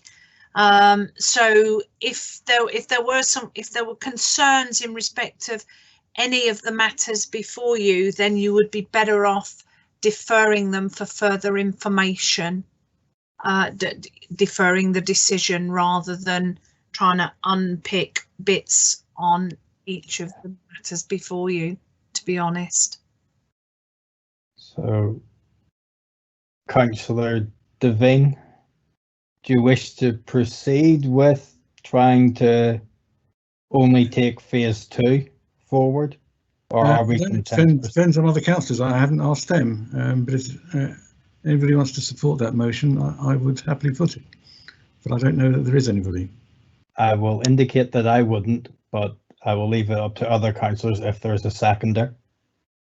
The difficulty as well that you've got, members, is you've got to remember that the principle in respect of development on this site has already been a long time ago previously decided. So you'd have to have very good reasons as to why it is this particular aspect before you doesn't accord with the way back when the principle of development was permitted. On a point of order, can I move that we get this to the vote? There's no indication of a seconder. Councillor Devine's wrecking tactics are noted. If somebody wants to second it, I suggest we vote on it and get on with it, Chair, please. Councillor Page, you've delayed proceedings by speaking. Chair, I suggest we get on with it. I agree entirely, but your comments have delayed proceedings because it's obvious that no one is supporting Councillor Devine's motion. If no one is supporting, I'll give way, no problem. Yes. As it stands, we then move to the vote on the agenda packs as printed in the main agenda report and the update. And we will take this only as a single vote, which will then approve all of the items under this item for the hybrid scheme, which is both the reserve matters and the outline to then come back to the formal submission for 3 for reserve matters. Councillor Sakale, could you please second the motion? Yes, Chair, I second the motion. Thank you. I will now call councillors in alphabetical order to please indicate if they vote for, against or abstain. Councillor Devine. Against. Councillor Ennis. For. Councillor Lovelock. For. Councillor Page. For. Councillor Robinson. For the proposed recommendation. Councillor Sakale, Councillor Rowland, apologies. For. Councillor Sakale. For the recommendation. Councillor Sanford Bale. For. Councillor Josh Williams. For. And myself will also vote for. That motion is now carried. And we will move forward. The next item on our agenda is item 9, land at 362 Oxford Road. And I will ask our planning officer, Brian Conlon, to introduce the application, please. Thank you, Chair. Good evening, councillors. This application relates to a parcel of vacant land at the rear of the Curzon Club off the Oxford Road. It adjoins the Tesco's Extra and the Parade of Shops at Cholsey House. The site is also an allocated housing site within the local plan. An aerial view of the site, highlighted yellow, is shown on slide 1, along with the hoarding which surrounds the vacant site. The application seeks planning permission to provide a mixed-use scheme comprising of 2 commercial units on the ground floor and 26 residential units on the upper floors. 8 of the units would be affordable units, equating to 30% on-site provision. The 2 flexible commercial units will have active frontage onto the public plaza front of the site, secure cycle parking, cycle storage, 22 parking spaces and 4 electric charge points would be provided for residents. The ground floor site plan is shown on slide 2. The development would take the form of a 4 to 6 story building with a mixture of integral balconies and private terraces. The council have secured 4 separate areas of green walls to the eastern and northern elevation, green roofs and roof-mounted solar PV array. In addition to the creation of new homes, the proposal creates a flexible and commercially attractive space directly adjoining the district centre which would support continued employment opportunities. It will complement existing uses in the area and make an important and positive contribution to the economic recovery of this part of the borough throughout and following the COVID-19 pandemic. The development provides for a policy compliant contribution towards and a 10-year split of affordable housing.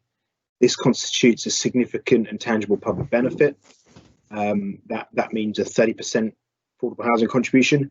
Officers view the site as a notable and unwelcome gap next to the district centre, and the development would provide much needed visual uplift and welcome natural surveillance to what is a busy and largely inactive pedestrian thoroughfare from the Oxford Road. Concern has been raised by nearby residents as to the effect development would have upon existing parking, natural light to certain properties and privacy. Council's transport team raises no objection and it's concluded that no significant harm would be caused as a consequence of reduced daylight and sunlight. The development is considered to create a good level of residential accommodation that would not prevent any occupier from enjoying the quality of life, hinder any recovery from respiratory illnesses, or make any unattended or prolonged occupation difficult should the current situation require. In terms of meeting climate change commitments, the proposal would meet an enhanced level of sustainability through mandatory compliance with national and local energy efficiency and sustainability standards. The proposal also benefits, as discussed, from a significant roof-mounted PV array. Regrettably, the development would result in the loss of a sycamore tree in the southeast corner of the site, as you can see from the plan on your screen. The introduction of on-site planting, a replacement tree for the one being lost, 4 green walls, green roofs and the roof-mounted PV array would allow the site to confidently perform a positive environmental role, and these measures are considered to constitute material benefits to outweigh the regrettable loss of the existing sycamore tree. Having regard to all matters raised, the proposed development is considered to be acceptable in accordance with national and local policy, and with due regard to the issues set out in the main agenda report, the application is recommended for approval, subject to the recommended conditions and the completion of a Section 106 legal agreement. Members should note the minor corrections to the recommendation which are reported in their update paper.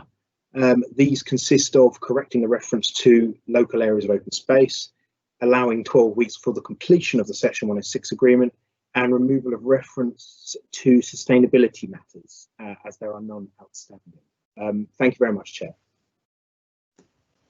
Thank you. Councillor Rowland, please address the committee. Thank you, Chair. As the hour is late, I'm not going to belabor this. I would like to point positively to the affordable housing, clearly, which is quite welcome, and the actual green efforts that were made in terms of thinking about green walls and thinking about green roofs, solar panels, and all of those other things. Those all bring, in my mind, a good modicum of effort that was done in developing out a site that has obviously room for improvement here. In saying that, and frankly, I wish it was not the in the middle of an otherwise very big night. I might have further to go about it. I find the design of the building, and I'm just going to be very honest, beyond all of those attributes, quite dull. I'm sorry to say, and it's not really, it's nothing that is so severe or anything that you're going to sit down there and say, well, it's so poorly designed or anything like that, that it's a planning, that something to turn it down over, because it does have many, many benefits. But I will just urge a sense of caution. It sits next to a modern building that sits right across from the Tesco, just to the north. That's really actually a very spirited modern building, full of fun, interesting textures, and this is going to be somewhat, as best I can tell from the visuals and everything, much bulkier than that, or at least taller than that, and I'm disappointed in that regard, that there wasn't a better thought process given to really thinking how this might fit into that whole scene, because that building just to the north that you see, I guess, just off there in the left hand of this shot right here, is actually, yeah, there you go. You can see the building kind of in the background there. It's a pretty exciting modern building, and it's dominated the area for a long time.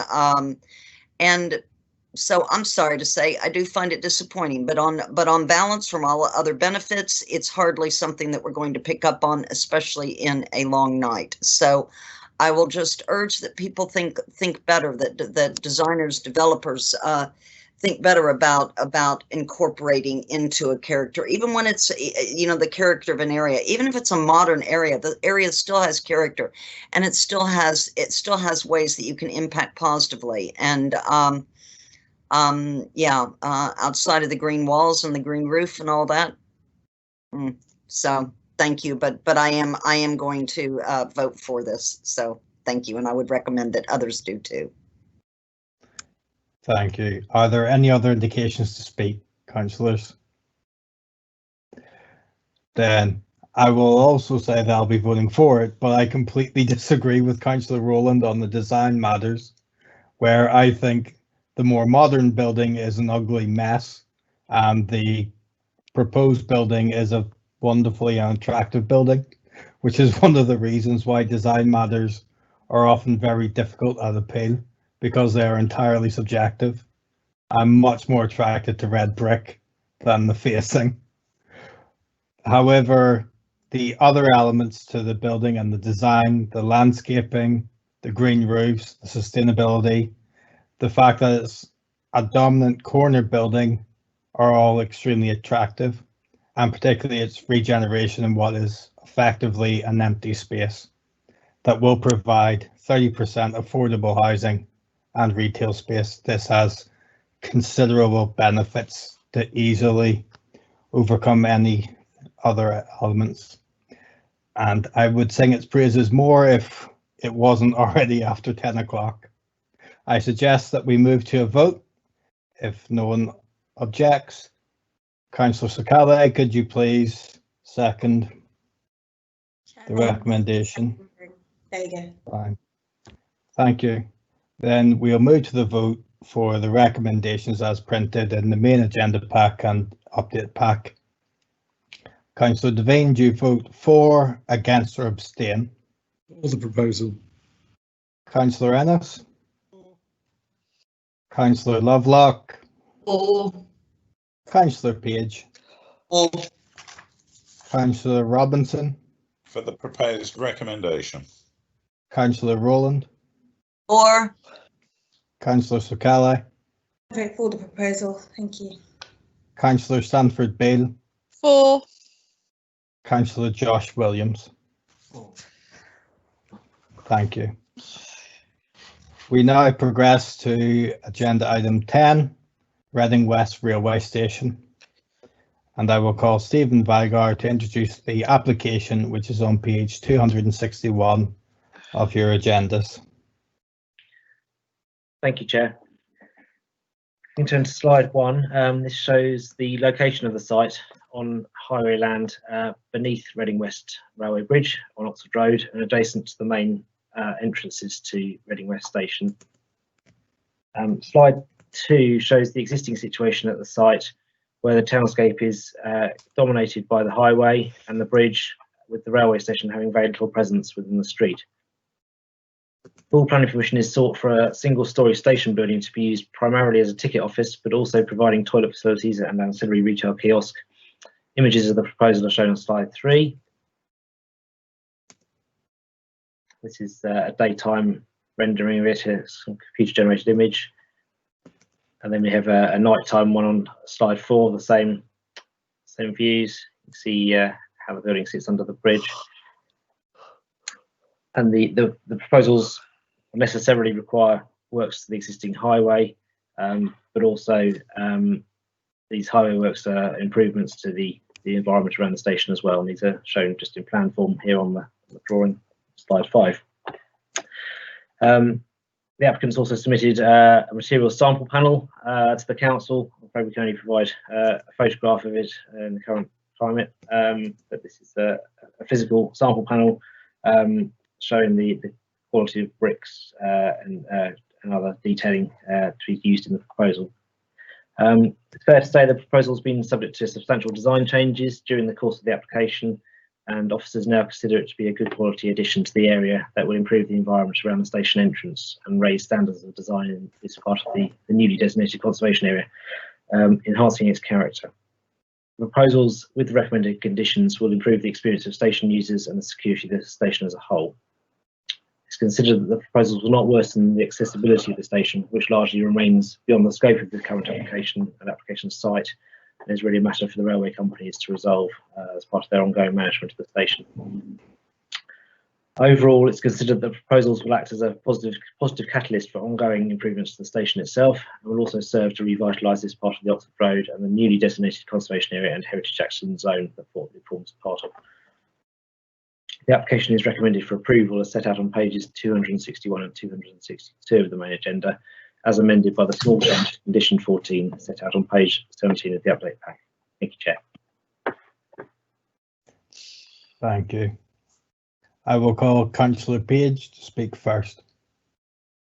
Chair, thank you, and I thank Steve Igel for his report. Chair, just to repeat, I am making a statement in support of this application, as much in my role as chair of the Berkshire Transport Board, which is the committee of the LEP that disperses local growth fund support to transport and infrastructure projects across Berkshire. And after the East Reading Mass Rapid Transit scheme was kiboshed by Wokingham, funds that would have gone to that were then dispersed to a number of schemes across Berkshire.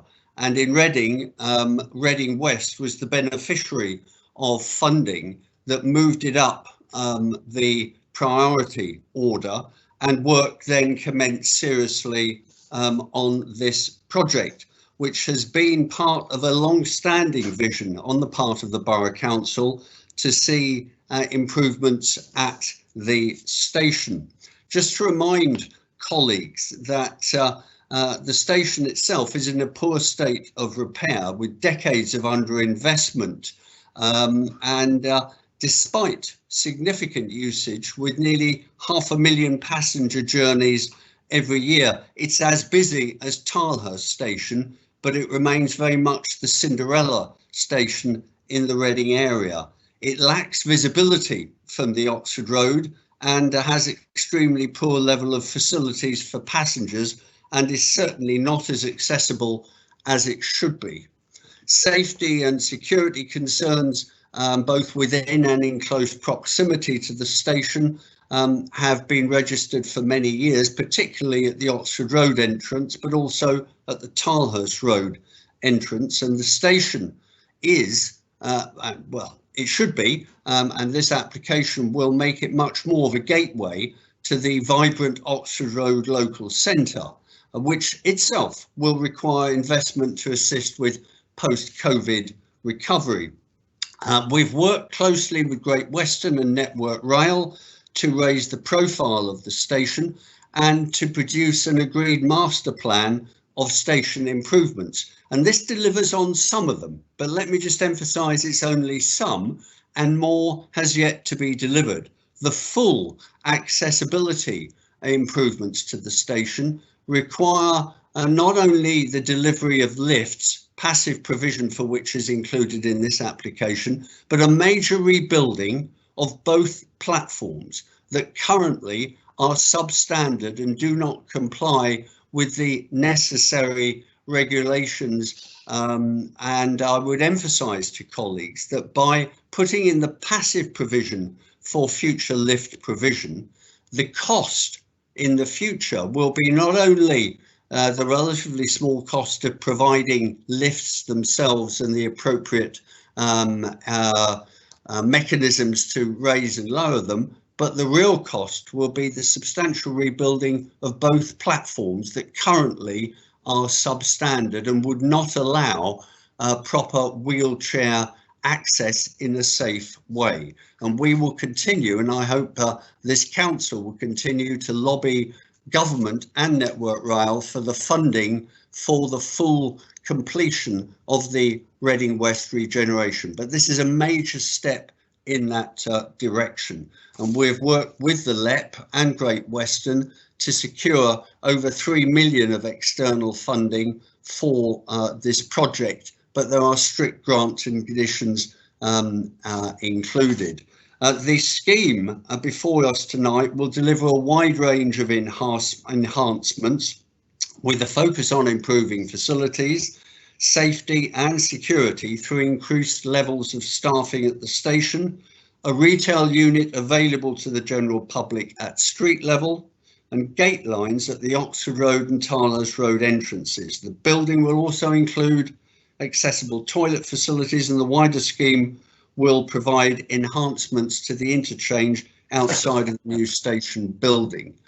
Now, on the design, Chair, you will recollect that through some mistakes, let's put it diplomatically, the wrong designs were included when we went public, and as a result we have worked with the applicant to significantly improve those initial designs, including working closely with the council's heritage officer to ensure that the design is sensitive to the Oxford Road conservation area. And I think what we have before us this evening is a major enhancement, and I know that local members both on the Abbey Ward and Battle Ward, and indeed on the Minster side to the south, are very much in support of these new designs. And I regret to have to say this, but I think the CAC comments that are reproduced on pages 275, is it 275? Wherever the 279, my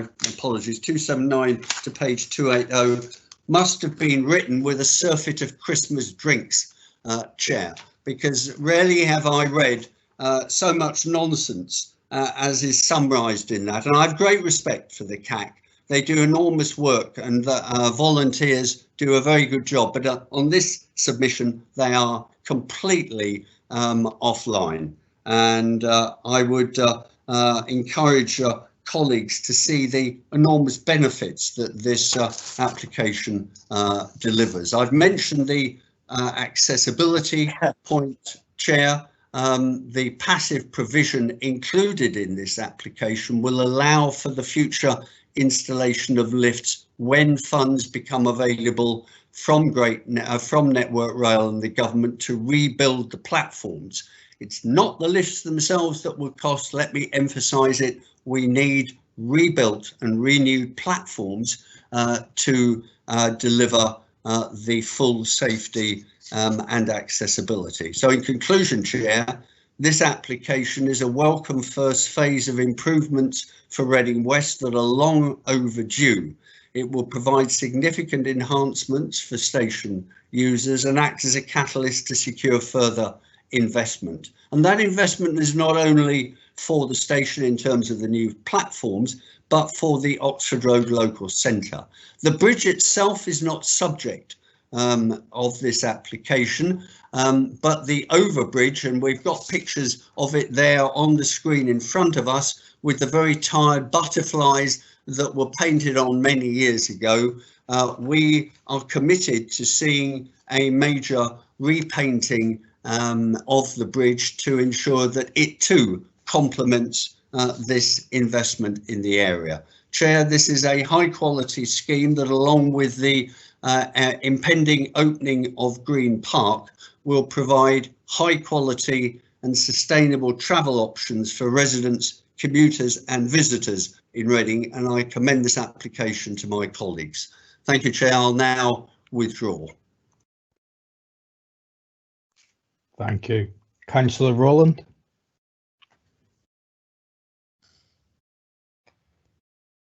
Thank you, Chair. And Yes, I'll try to keep my comments brief. Obviously, as an Abbey Ward councillor, that's not too far distant from this site, and one that welcomes the recent addition of the Oxford Road to the Russell Street, the Castle Hill Russell Street Oxford Road Conservation Area that was expanded earlier last year.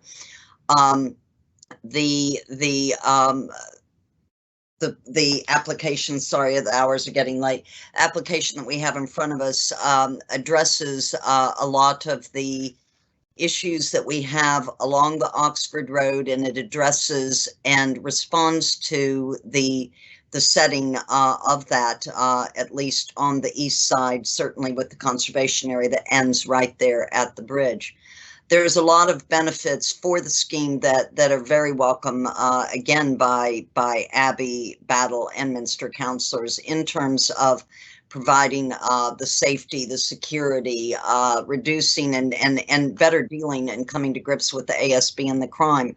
For example, the shop that's incorporated into the structure will provide a more active frontage along there, and it will certainly reap benefits in terms of reducing, I feel, ASB and crime in the area too, by engaging in more active frontage type of manner. It is, again, you know, it fits in its setting. It is doing what it's supposed to do. There is a proper amount of space in there to do exactly what it needs to do. It is functional, and it is again, very appropriate. The hour is just really too late for me to expound any further. I am very eager to see this go forward. I appreciate very much the design that was worked on with our Conservation Urban Design Officer to make it fit better into its setting and to reflect that the area that it's in. So I am very much for getting this through and getting this built and seeing those improvements to the railway station. So thank you very much. Thank you. Do any other councillors wish to speak? Then, in deference to the hour, I will not make a joke about the public welcome chapel and say that I'm very happy to see a public restroom, and suggest that we move to the vote for the recommendations as printed. Councillor Sakale, would you be prepared to second my motion? Yes, Chair, I second your motion. Thank you. Then I will call councillors in alphabetical order to please indicate if they wish to vote for, against, or abstain. Councillor Devine? For. Councillor Ennis? For. Councillor Lovelock? For. Councillor Page? Abstaining. Thank you. I've recused, Chair. In accordance with our virtual meeting, you don't need to recuse yourself, you just need to abstain. I'm not participating, Chair. I don't need to That's abstain. fine. Withdraw. Councillor Robinson? For the recommended proposal. Thank you. Councillor Rowland? Very much for, thank you. Councillor Sakale? Welcome this proposal. For, Chair. Councillor Stanford Bale? For, thank you. Councillor Josh Williams? For. And I will also vote for. Thank you. We now move to the last item on our agenda, which is item number 7, Broad Street Mall. And I will call Julie Williams to introduce the application on page 33 of our agenda pack. Thank you, Chair. Right, I'll try and keep this quick. Members recall that we considered the wording for the car park landscaping condition at our meeting in December. We were asked to go away and arrange a meeting with ward councillors and the applicant to arrive at a condition that captured what the council is expecting from the development of this area, and also bearing in mind the context of the applicant and what they could realistically provide. The amended condition is presented in your report. I was going to read it out to you, but I'm too tired to do so. So I'm hoping you've all read it, and I'm asking that you can agree the new recommended wording for this condition. Thank you, Chair. Thank you. Thank you. I'm going to say, as someone that was in the meeting, that I'm perfectly happy with the wording, and unless someone else wishes to object, I suggest we move straight to the vote on the proposal, and I will ask Councillor Sokale to second. I second you, Chair.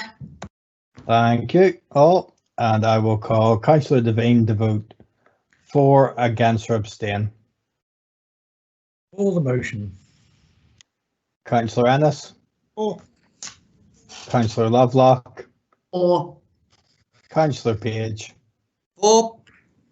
Councillor Robinson. For. Councillor Rowland. For. Councillor Chocolat. Proposal 4. Councillor Stanford Bale. For. Councillor Josh Williams. For. And myself will also vote for. That is unanimous, and our meeting has now come to an end. I'd like to thank you all for your participation of our 4 hours and 40 minutes. Splendid. And I will see you all in a few short weeks. You could all have a lie-in, everybody.